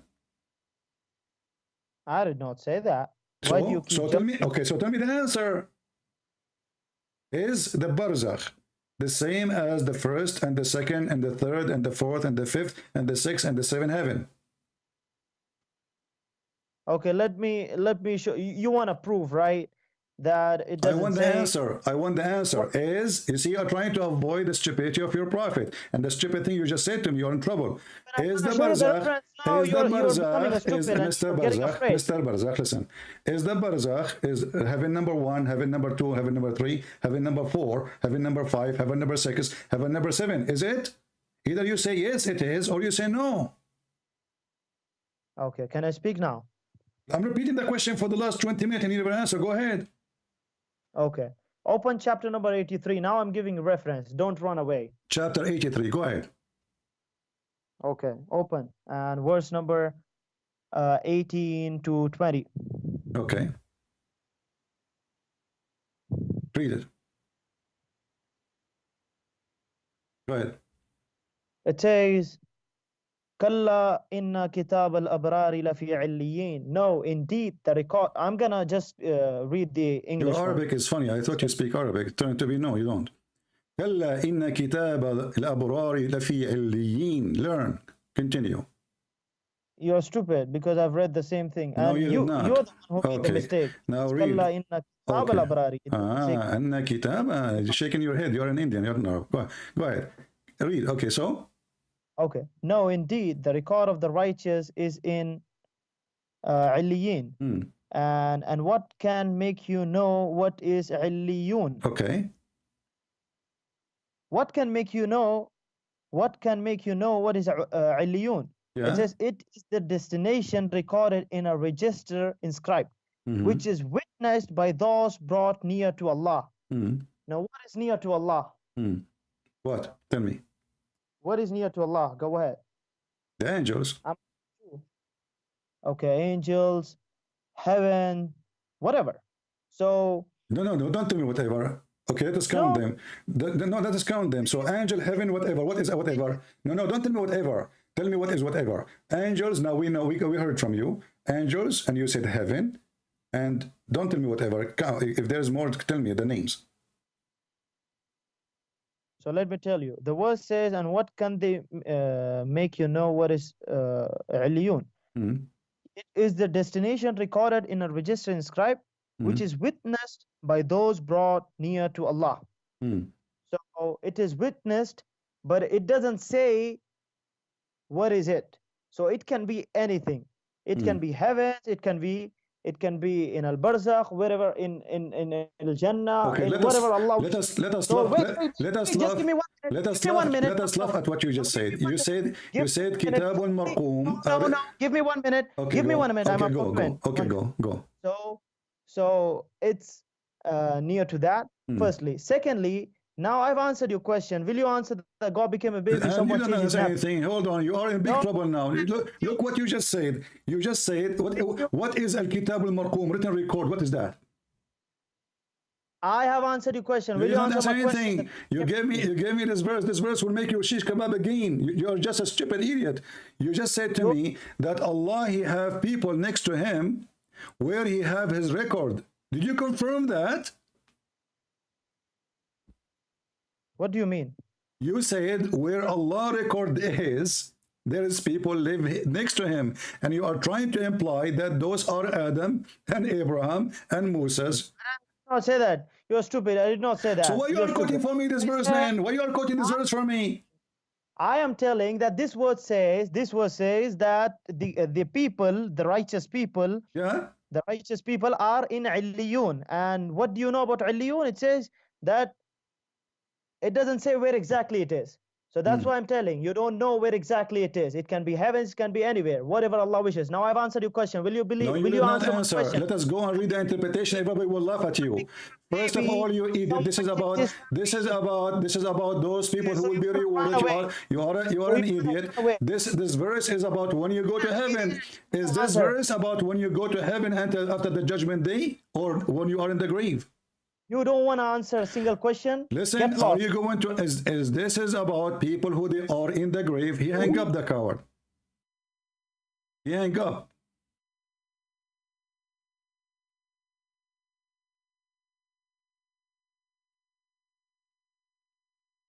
What does this have to do with our topic anyway? And now you got your God in more poo-poo. Because if you are saying that the angel, the prophet, you see, when I said to him, are you implying that those are the prophet, they are in heaven now? He said, I did not say that. So why you are quoting for this? You know, we are talking about where Adam and where is Abraham and where is Moses now? And then you went to Google and you search and you found that the Quran says that those who they have their righteousness, they are in Illiyun. And what Illiyun mean, you idiot? Illiyun is coming from the word Ali, high.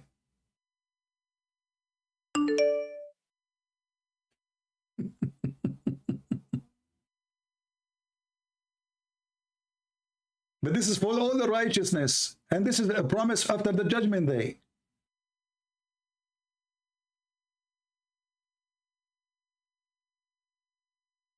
Same time, your God is a stupid. How they are close to it, and this is a book recording their destiny, but other verses says nobody can see it.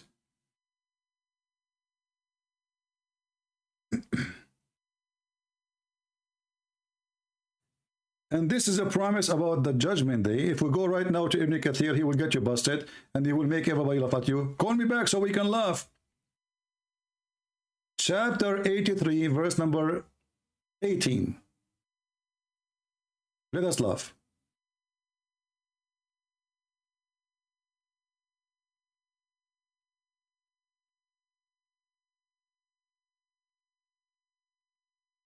This is Ibn Kathir. It's not me. Don't tell me it's me who's saying that. It doesn't say that, see me. When you just said that to me, you prove to me again that your God is an idiot.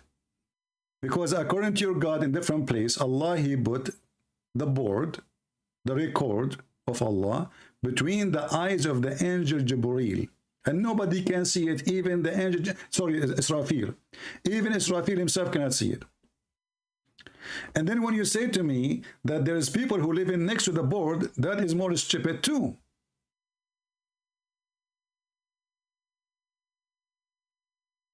Especially when you are trying to confirm to me that the righteous people, they live there, as if they are already there, when the Quran confirmed clearly that there's a day, it's called the Day of Judgment.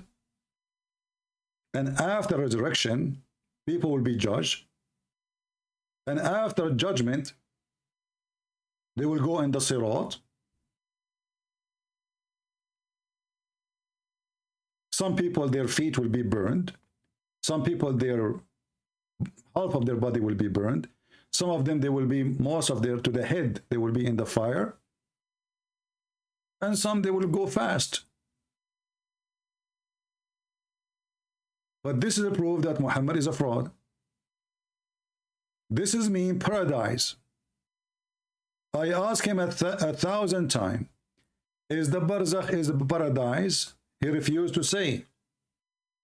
I said, okay, so what is the barzakh? He decided to quote for me this verse. But this verse proved that it's paradise, or talking about paradise. So why you choose this verse?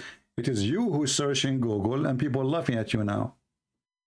So Muhammad, he went to the seventh heaven to see and he saw the prophets, and then the angels cannot recognize who is behind the door, and they asked Jibreel, who is there? Who is there? Jibreel said, it's me, Jibreel. They said, who is with, is there somebody with you? He said, yeah, this guy, his name is Muhammad. What a childish story. He went in the heaven, he found Adam crying. He asked Jibreel, who is this guy? He said, this is Adam. Adam, he looked at the right, he laughed. He looked at the left, he cried. What a horrible day for Adam. I mean, this guy is spending his life doing that. He looked at the right, he cried. At the right, he laughed. He looked at the left, he cried. So he asked Adam, asked him why he is doing that, why he is crying and laughing. He says, when he look at the right, he see people who want to go to heaven. When he look at the left, he see people will go to hell, so he cry for his children.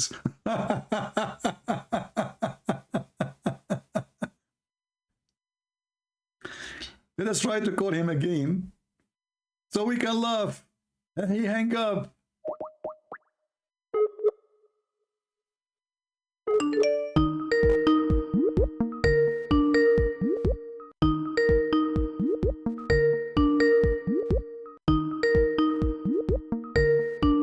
I don't think he will answer.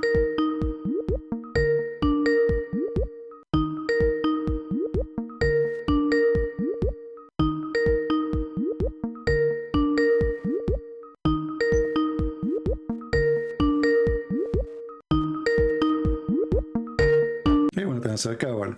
Look, guys, I asked him, who is the one who the are close? He said, angels, heaven, etc. Whatever. I said, no, tell me what whatever is. Does it say here the angels?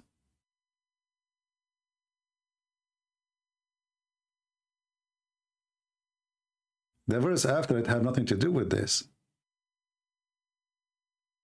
This is typical Quran, my friend. So Muhammad, he have a lot of miracles. And we find the second we start studying those miracles, we will find that they are shish kebab miracle. First of all, nobody saw him as usual. Yesterday, I have a big miracle. I went to the bathroom and I stayed there for an hour. Nobody saw me. Thank God. I mean, sorry, thank Allah. You don't want to see that. A miracle. A miracle or a poo-poo.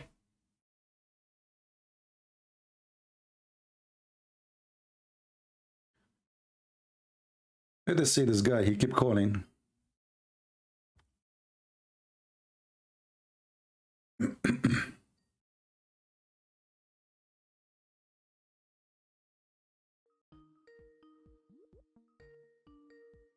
He's not answering.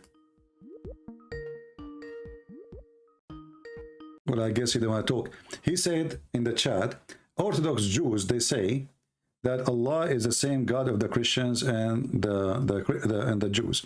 My friend, we can refute you and refute the stupid Jew who said that to you if he is a Jew really. The Quran make it clear that the Jews, they make fun of Allah. If the Jews, they believe in Allah, then they will not make fun of Allah. The same as I'm doing right now. If I believe in Allah, I will never make fun of Allah. So the Jews, they said, Yadullahi maghlula. Who said that? The Jews. Which chapter? Chapter 5, verse number 64. Have you ever heard of somebody, he make fun of God and he believe in him? I never heard of such a one. So look what happened. We asked them how Muhammad is a prophet. He says that Muhammad had miracles. Like what? He says the moon. He split the moon. I said, where it says he split the moon, or even Allah split the moon? Nowhere. Secondly, does it say that the judgment day is near? He ran away. He says, doesn't mean that the judgment day is going to be tomorrow. No problem, but this is 1400 years after. Is it that is a sign of the judgment day? Is it? And then he went to the miracle that Muhammad, he went to the, you know, when we mentioned to him that in chapter 17, it says Allah, he refrained from sending miracles. And this is a chapter sent way after all those chapters. Allah refrained. Actually, the verses where it says Allah refrained from sending miracle are proving again that Muhammad is stupid. Why? Isn't it the Muslim says that the Quran itself is a miracle? And this is why this potato, he hang up. When Allah, he says, we refrain from sending miracle, and supposedly the Quran is a miracle, that means Allah is stupid and he do not consider the Quran a miracle. Otherwise, why he say, we refrain from sending miracle if the Quran is a miracle?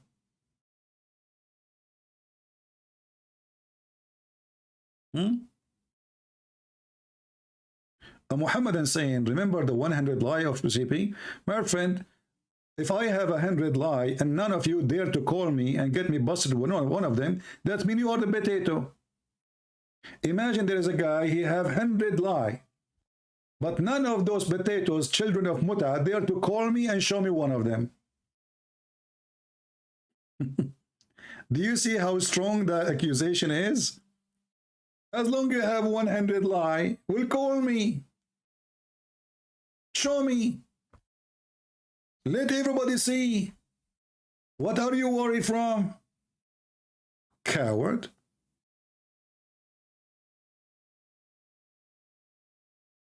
You should be happy there's lies so you can get me busted easy.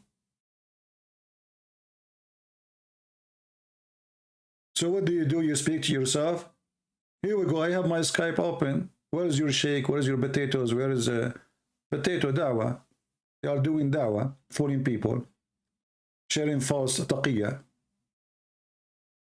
Anyone who have lies, this is the easiest way actually. If a person isn't honest, it's hard to get him busted, brother.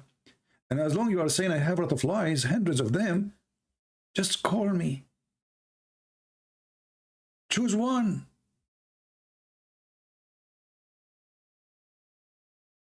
Can't you? The perfect dawah wanted to call me. No problem, my friend. My Skype is open. Let him text me.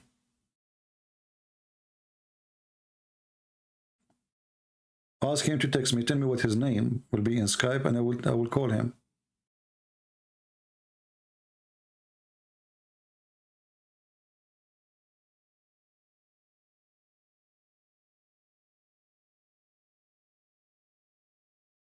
Friend, we got it. There's a guy, he wanna call me. Let him call me. What will do? There's no need to repeat that 100 times. Shall we hug him? Anyone is welcome to call me. Text me first, I will call you. Very simple. There's no need to this guy wanna call you, this guy wanna call you. Don't get so excited. If they are really truly they wanna call me, here we go. The same as those Abdul, they are calling me. He can call me too.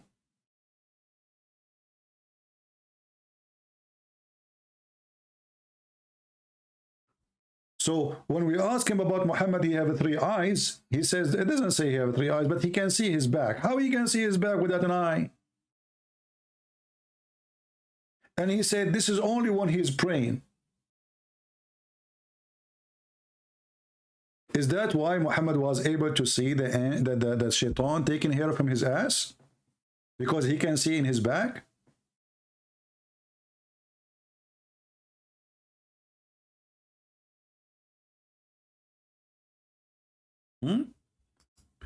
My friend, the one who's getting hurt is you. Because if there's 100 lie and still you Muslims cannot dare to call me, that means you are hurt and you need a lot of Vaseline. No Vaseline can help you. You can make videos as much as you want, but you don't dare.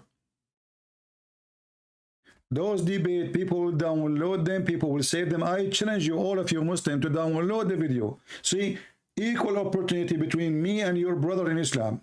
And he was supposedly getting me busted.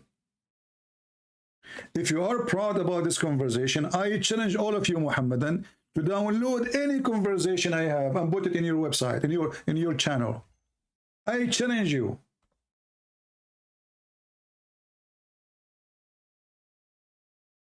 Who is the liar? Muhammad, he went to the seventh heaven, and then we find the Quran saying that Muhammad have no miracles. We refrain from sending miracles. In which chapter? The same chapter, it's called 17, chapter Al-Isra. I mean, have you ever heard of a stupid madness like this? This is the chapter when Muhammad supposedly went to heaven. The same chapter says Muhammad have zero miracle.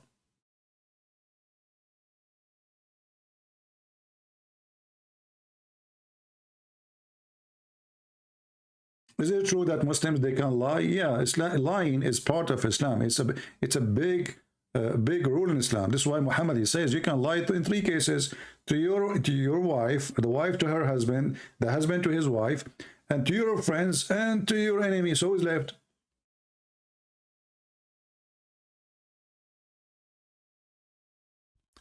This is alone is a contradiction. The chapter of Muhammad being taken to heaven is the same chapter saying that Muhammad did not go to heaven. It's in front of your eyes. Allah, he refrained from giving miracle. What the answer is? He said, well, miracles you do to show people, not true.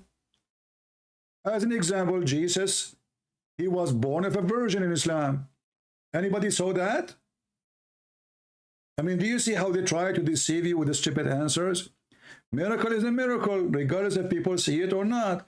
If Jesus is a son of Mary and she is virgin, nobody saw. This is a miracle. Nobody can prove or disapprove. But yet you Muslims, you believe in it, right? So it's a miracle. So when the Quran says that Allah, he sent Muhammad to heaven, in the same chapter he says we refrain from doing miracles. How stupid is that? Do we have any Muhammadan here? Who is a brave Muhammadan, have the courage and the knowledge? Your friend, he hung up Dawood Ali and he left.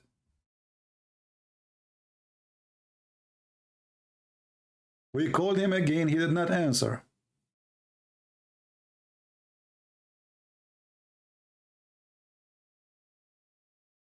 No happy ending for Abdul.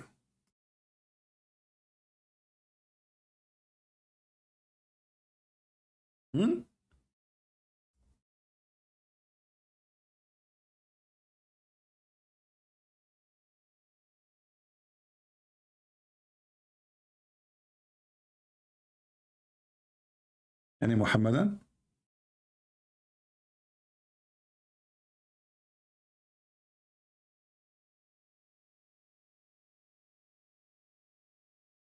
Somebody send me what definition of one eye in the back. My friend, what definition of one eye in the back? This is not a figure of speech. This guy, he claimed he can see them behind him. This is, we're not talking about figure of speech now. Don't give me your definition. This is not a figure of speech. Like somebody have, let us say, oh, he see things we did not notice. This is not about figure of speech. This is something really happened. Muhammad, he claimed that he can see in his back. So look what we discover. Muhammad, he never go to heaven. Not only that, when Muhammad, he went to heaven,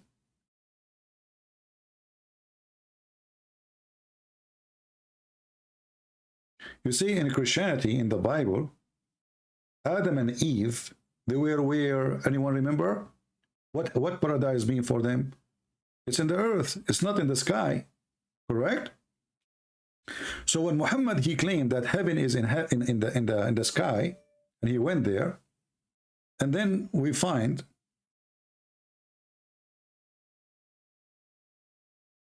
there's somebody trying to call me. Let us see, who is this?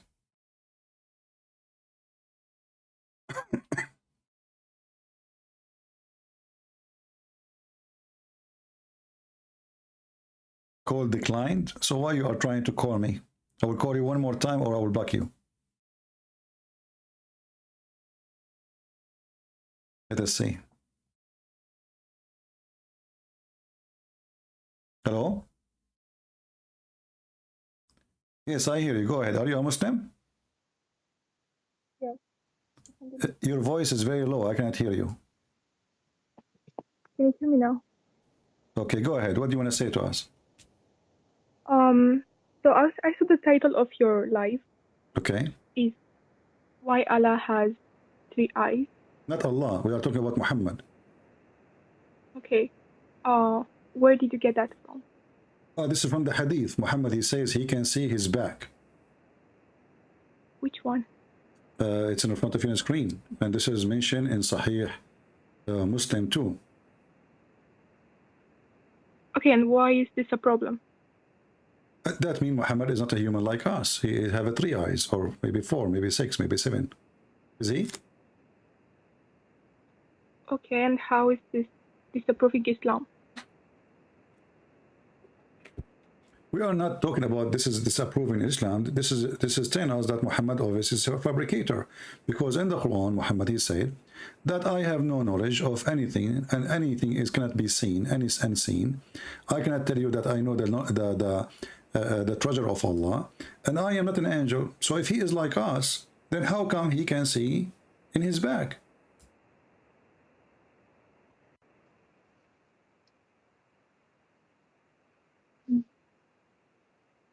What do you think?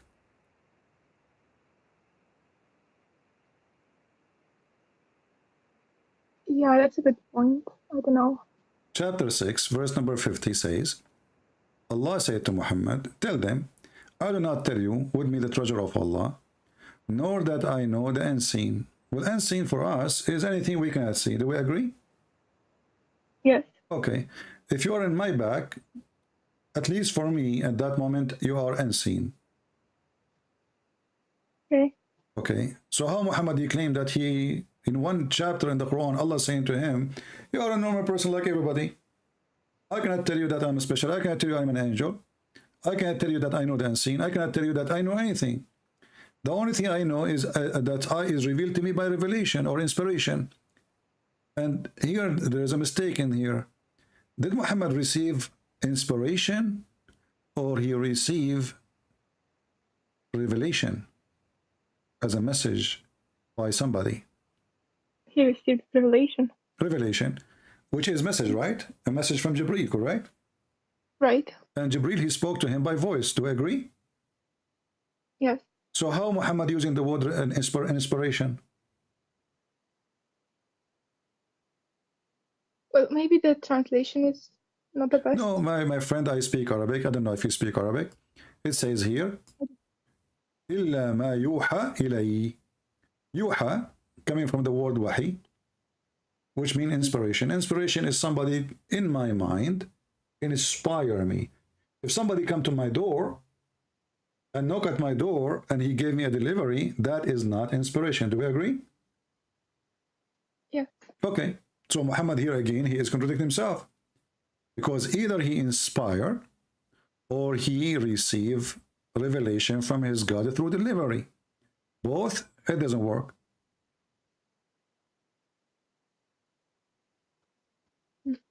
Right? Right.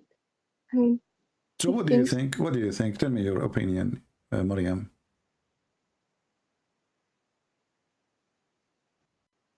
Do this religion make sense to you as a Muslim lady?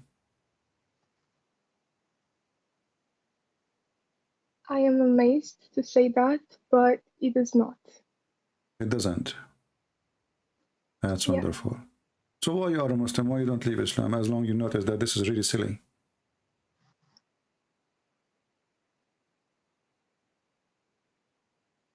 What if it's true?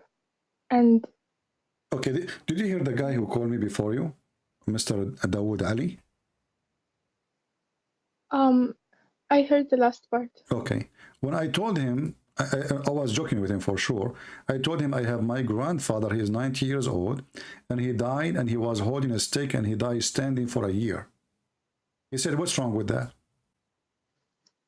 Do you really, Maryam, believe that this is really, and nobody noticed that he is dead, except when the termite, they ate his stick? What do you think about this story?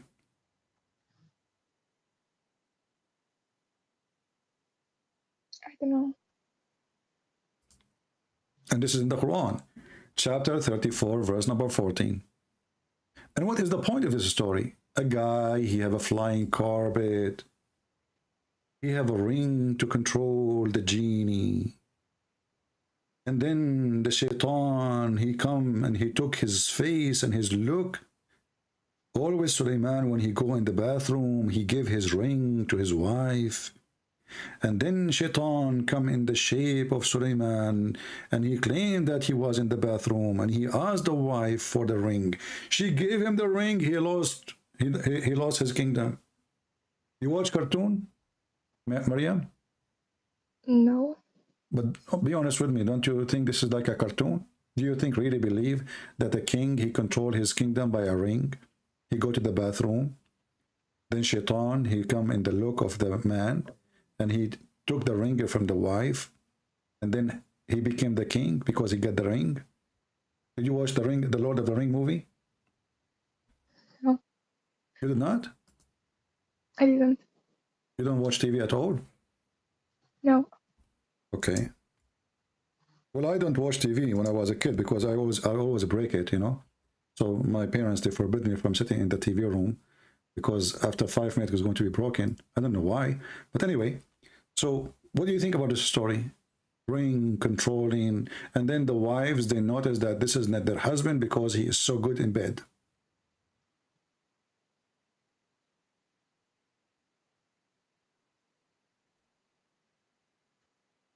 What do you think, Maryam?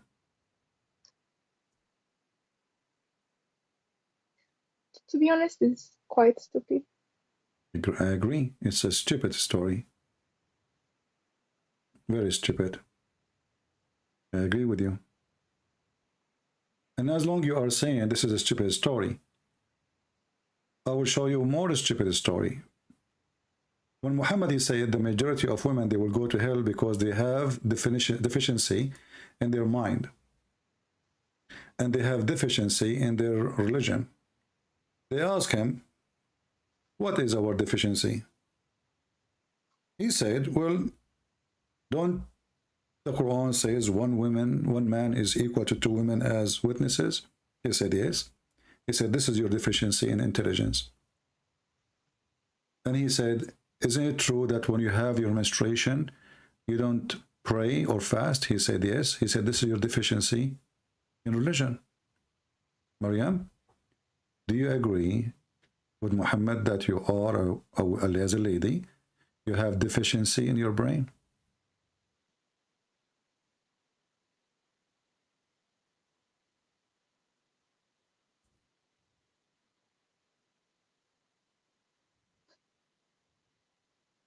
I do not.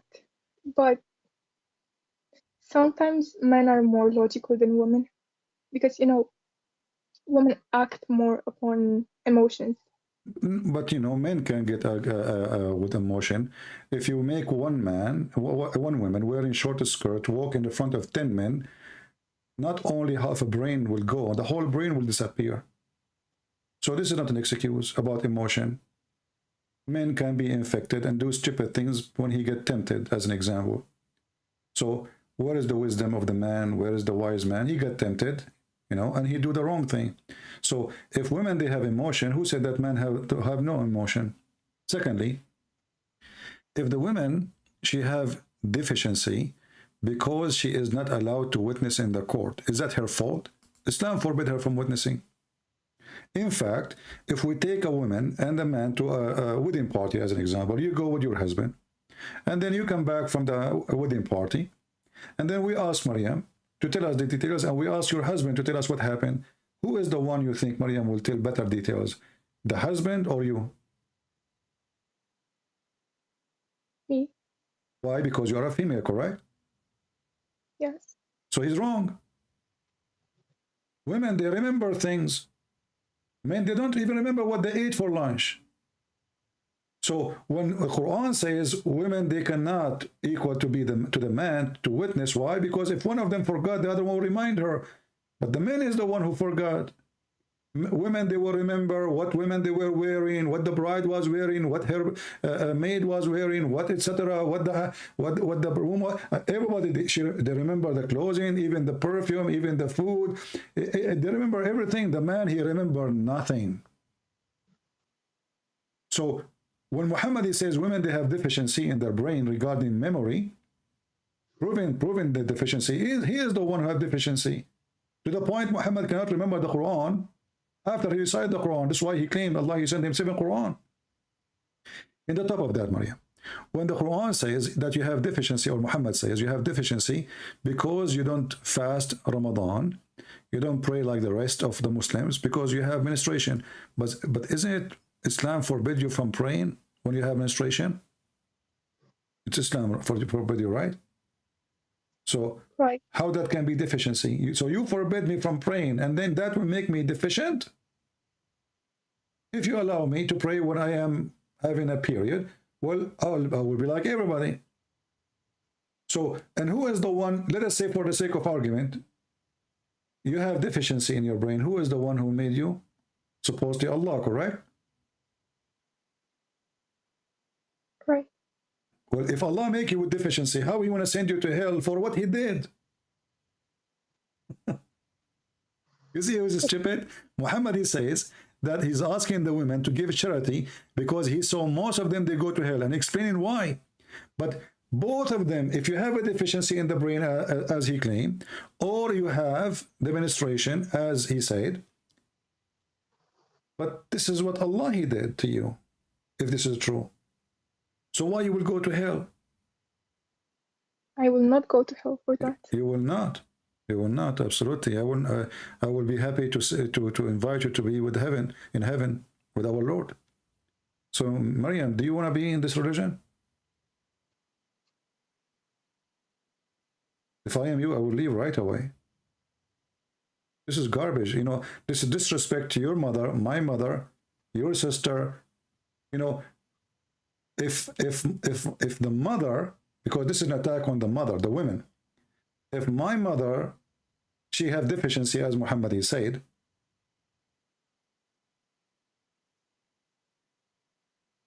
and he is saying that all the mothers will go to hell. There's a hadith says, Muhammad says, that heaven is under the feet of the mothers. Why? Because he wants them to have babies.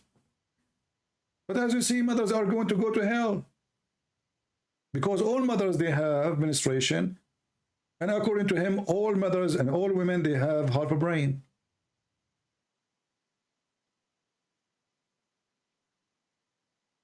So why, Maryam, why you don't denounce Muhammad and say, I am out of Islam, my sister? What are you waiting for?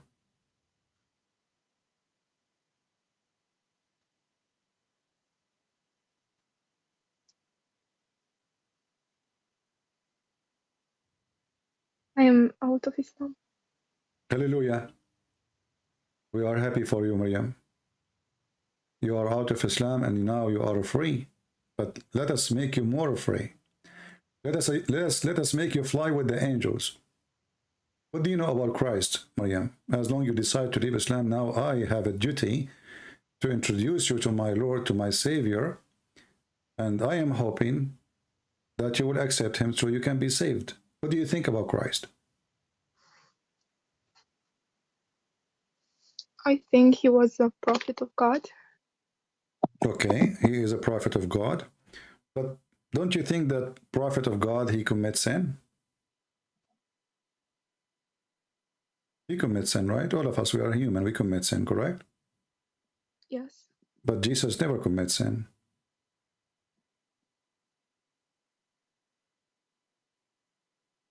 If somebody, he never commits sin and he forgives sin, what that will make him?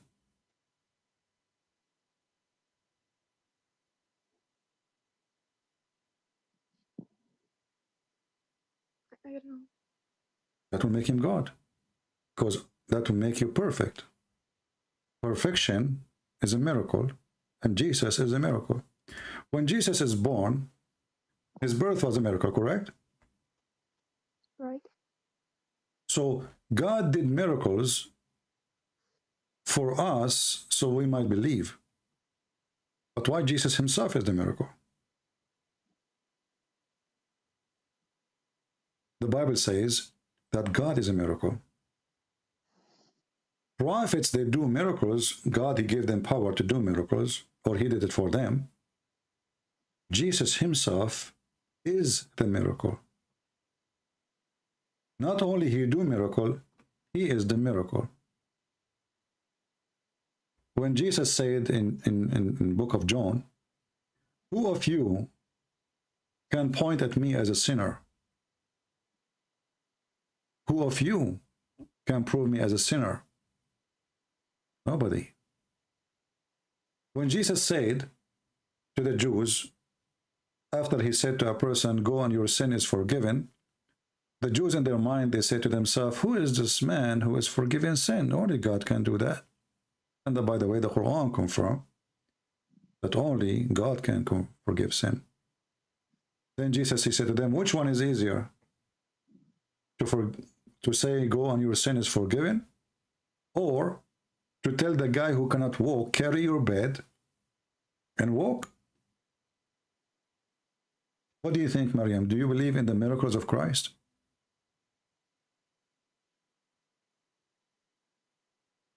Well, to be Christian, I have to believe that Jesus is God, right? Yes. How can a human be God? Well, how come God not to be what he wants? You see, when we say Almighty, what do you think of the word Almighty? What Almighty mean? That he can do anything. Exactly. So if the angel, according to the Quran, came to Mary and appeared to her as a perfect man, correct? Yeah. Okay. If an angel can come and be a man just because he wished so, can God come and be a man?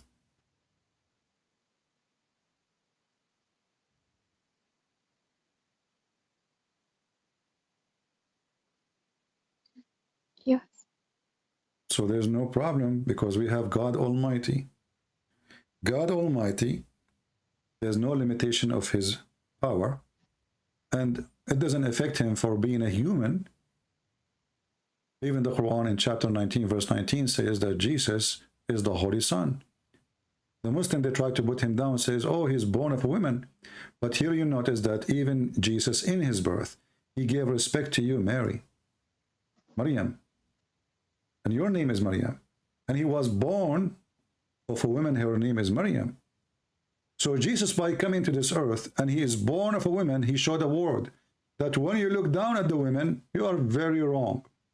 I am not the son of any man, but I'm coming to you, and I am a son of a woman. How much respect the women she will earn more than Jesus himself is born through a woman. So, born of a virgin, the virginity here is to show you that God not only can come as a man, but he can come as a man without sexual relationship, the way you know always, for he is almighty. So he broke the nature of the human being by coming from a virgin, and the Quran confirmed that Mary, she is a virgin. In Islam, this miracle, there's no point of it, because my mother, she can claim that she gave birth to me and she was a virgin too. And your mother, Maryam, she can say that too, because nobody can witness this miracle. But virginity here proving to us that Jesus the Christ is born with no sexual relationship. He is above all mankind. This is why Jesus said, I am from above, you are from below. When he said, I am from above, he is not showing off that he, like, okay, I am high, you are down. No. As you know that Jesus, he washed the feet of his disciple. When he said, I am from above, he is showing us who is he. And the funny, the Muslim, they say to us, where Jesus says, I am God, worship me. Well, all the Bible says so. So if you go to John chapter 8, Jesus said, You are from below. You are from beneath. I am from above. Jesus was confirming who is he and what he present. So when we believe, Maryam, in Jesus as God, we are believing in Almighty who can do everything. When Jesus here resurrected the person from death, the Quran says even he made it from the mother bird. So he's a creator. So what is left for Jesus not to do? He can resurrect you from death. He can create you from the mud. He created eyes to the blind man who cannot see. He did not give medication. He was not a doctor. He is not a physician. And he is not an engineer. When he controlled the nature, when he controlled the storms, when he feed the thousands, even the chapter in the Quran, there's a chapter called Chapter of Al-Ma'idah, the table. This is about Jesus, feeding thousands of people. So did we ask ourselves, why all those miracles, amazing, powerful miracles about Jesus? He can tell you even what you hide in your houses. What is missing for you, Maryam, to believe that Jesus is God? If there's anything missing?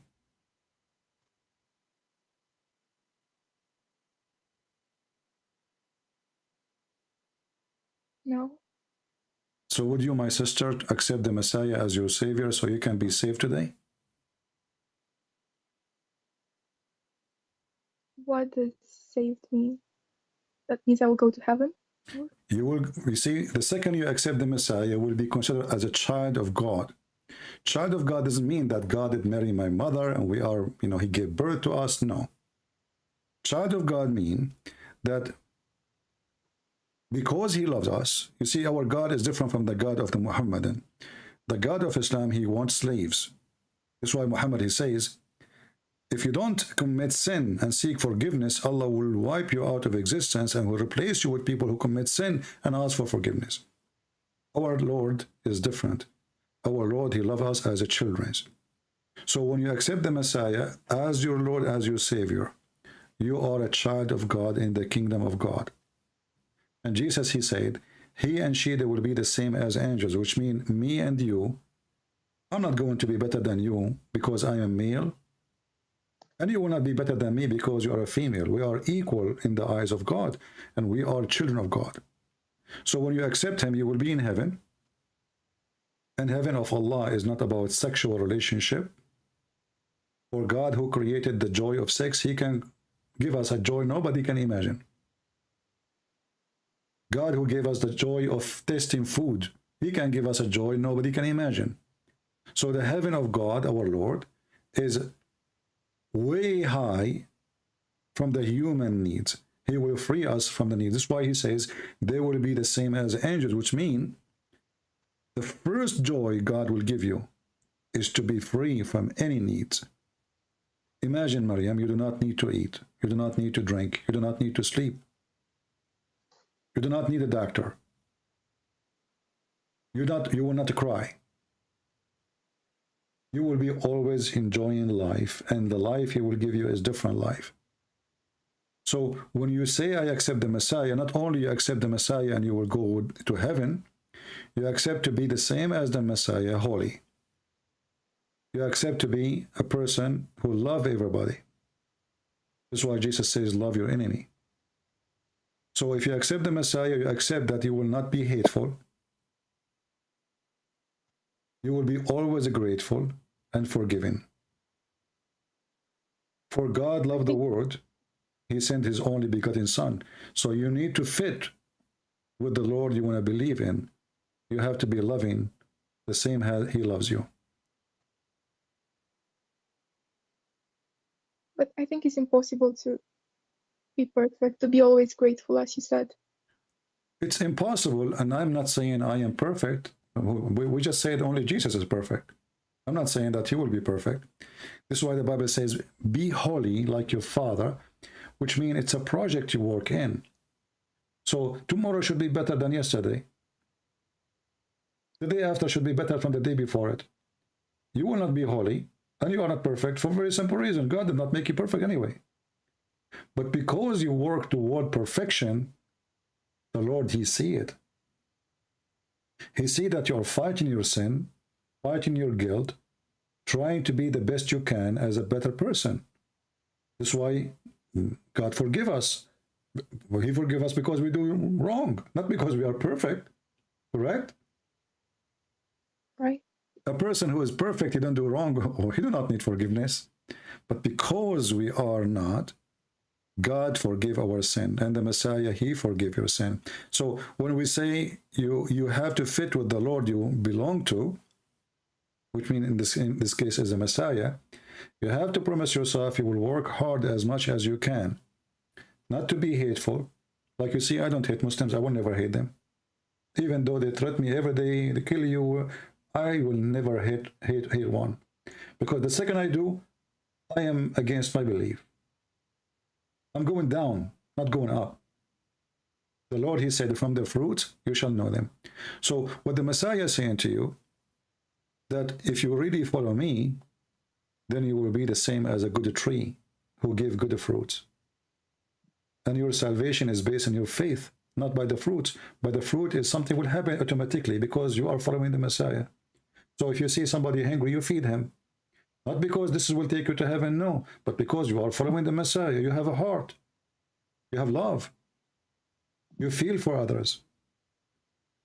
This is why the Messiah, he said, I was hungry and you fed me. I was a stranger and you took me in. I was sick and you visited me, etc. So they said to him, Lord, when we did that to you? He said, when you do it to my brothers, you did to me. So with the Messiah, Maryam, you are a new person. Your heart is different. And not only that, when you get married, the man, he should love you the same as Christ, he loved the church. So the Messiah is the only one who made the women, not only is born from a woman, he made the women equal to the church. The Messiah, he gave himself to the church, and he ordered us to give yourself to your wife. What does that mean? You are there to have a duty, not to take advantage. Not like the Quran says, beat them until they obey you. Women in Christianity, she obey her husband because she love him, and he will not force her to obey except by base of love. Because she love me, she obey me. And because I love her, I give myself to her. Not because I have muscles and she don't. Not because I spend money on her, as the Quran says, and she don't spend money on me. So with the Messiah, Maryam, you are safe from all the hell of Islam. First, you are going to be with the Lord in his heaven. Secondly, your life will change. Your value is back to normal. You are equal to everybody. Nobody will look down at you as a woman. You are the child of God.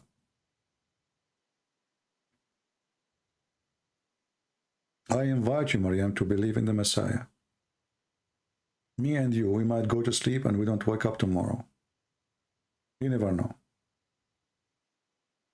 We don't know what 2 hours from now will happen. Salvation,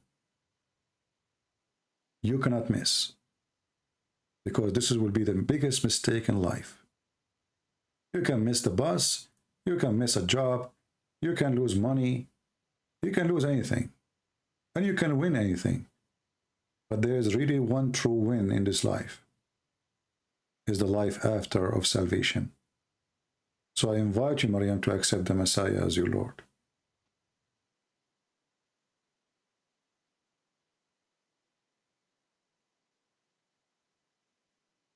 I accept the Messiah as my Lord. I mean to that. I mean to that. I hear you crying. I was going to go today, actually. And you text me, and I wasn't going to take, or even to call you. I am so happy, Maryam, that you called me. I'm so happy today I got the chance to talk to you.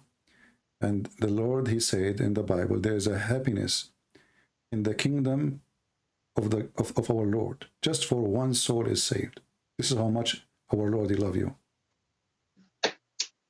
A happiness there is. Do you want to say anything to those people? Look how many people are happy for you that you accept the Messiah today. Do you want to say anything?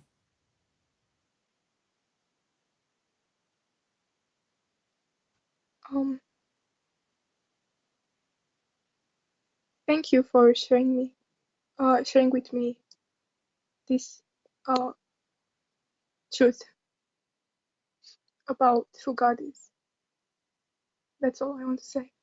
My sister, there's no thanks to me, thanks to the Lord, that he brought the child of God like you, a good-hearted person, back home. You are just back home today. And don't thank the man, thank the Lord. It is the Lord today who helped you to be here, who helped you to see, and it is him and only him who can save you. I'm nobody. We are happy for you, Maryam. If you have any question about the Bible or anything, I will be happy to answer you. I want you, maybe in private, you can tell me if there's some churches close to you, if you like to share where you live, so maybe I can find somebody to help you. However, you can download the Bible from the internet. And you can start reading the Bible, start from John, the Gospel of John. We have 4 Gospels, but the 4 Gospels doesn't mean we have 4 religion or 4 belief. 4 Gospels, 4 writers writing the story of Christ and writing what Jesus said and his teaching. So I would like you to start reading from the book of John, whatever you can every day.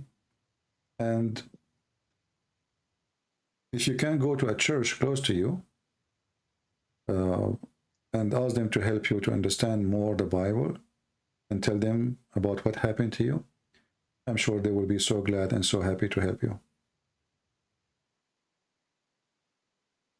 Well, yes, there are many Orthodox churches here where I Wonderful. live. Orthodox churches are very, very, very, very good. You can tell me, and maybe I can find someone to contact you if you like, you know. But you can go to any church and tell them I want to learn, you know, and I accept the Messiah, because you need to get baptized. And don't worry about the baptized. It's not like you are doing a surgery. You know, it's very simple thing to happen. It's just you will be reborn again with the Christ, because today you believe in him, and the Holy Spirit will be always with you when you get baptized.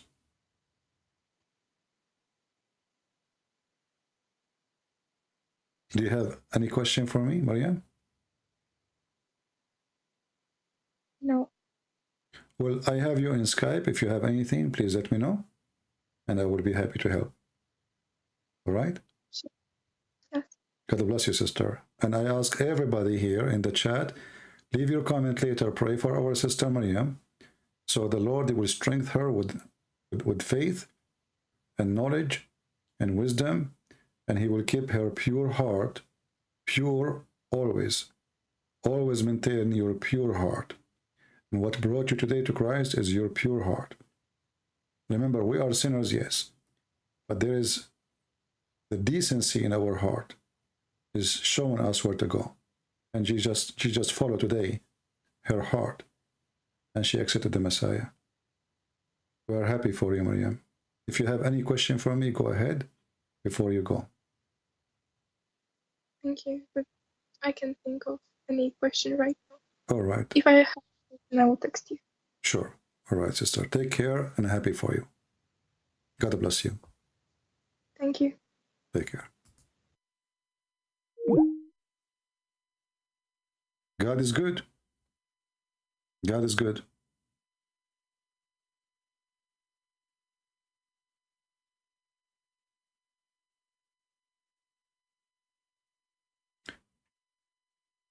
This is why, like sometime, you work hard, you lose your voice, people scream at you. What I do is not really fun until you hear the voice of a person saying, I accept Christ. Otherwise, everything is not fun. But when you hear that voice, and I heard it already for thousands and thousands of times, that is different level of happiness. You cannot explain it, but you feel it.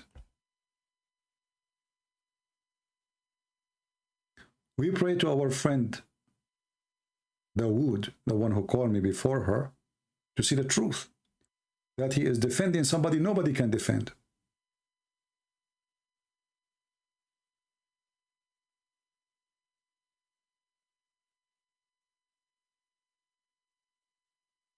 Muhammad, he failed in everything. He's a cheater, he's a liar, he's a deceiver. Go after children to have sex with them. Cheating his wife. I mean, name one thing for me about this man is not evil. So how in the world we can leave the Holy Lord, the Messiah, and we follow such a horrible person? He changed his name to the Praised One. Isn't it obvious that he is Satan? If you are a Muhammadan and you think you are following God, why even Muhammad, his name is Muhammad? Muhammad means the Praised One. So if he is the Praised One, who is praised number 2? This man, he is trying to replace God.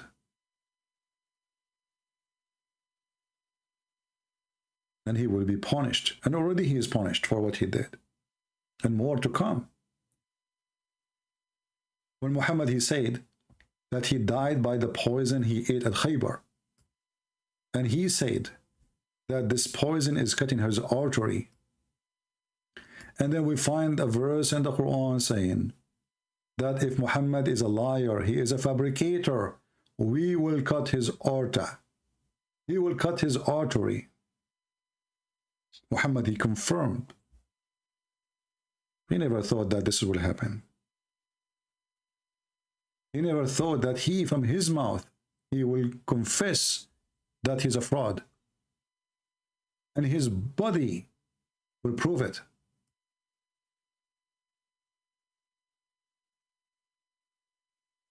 If Muhammad is lying, I'm going to cut his artery. And Muhammad, exactly, this is how he died.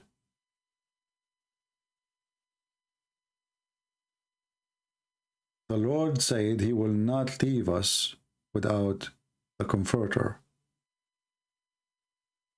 the Spirit of God.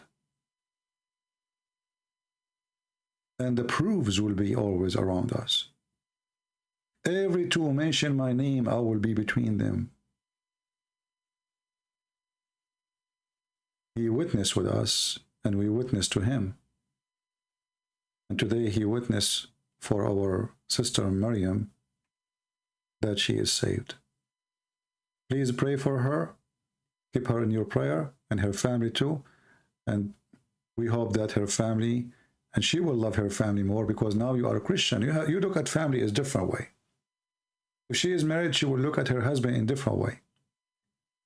If she have children, she don't see them mujahideen who want to go and kill and die. She will see them as little angels who they are gift of God, who love everybody. If she see a dog, she will not be disgusted because dog is the devil, as Muhammad he said. Superstition man. If she see a black dog, she will not think that he is Satan, which is very silly.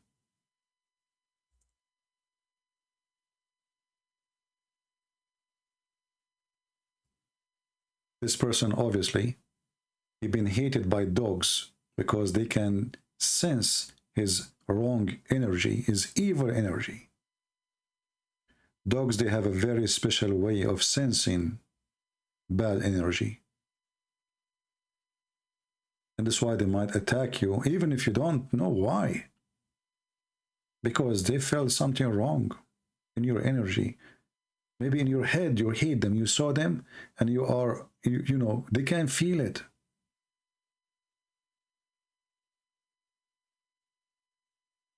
But dogs are dogs. And actually, one of the gifts God he gave us is those animals around us who they serve us.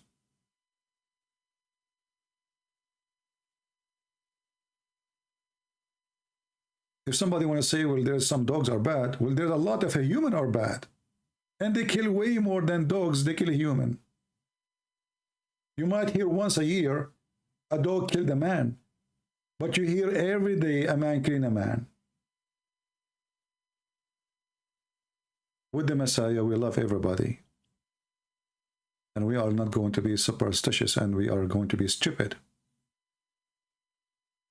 I want to say thank you guys for being here. I hope today we have a good time together. Don't forget to put some comment in the comment section.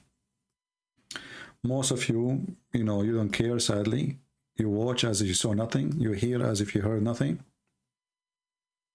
If you are such a person who hear nothing, see nothing, no matter what you hear, well, I feel sorry for you.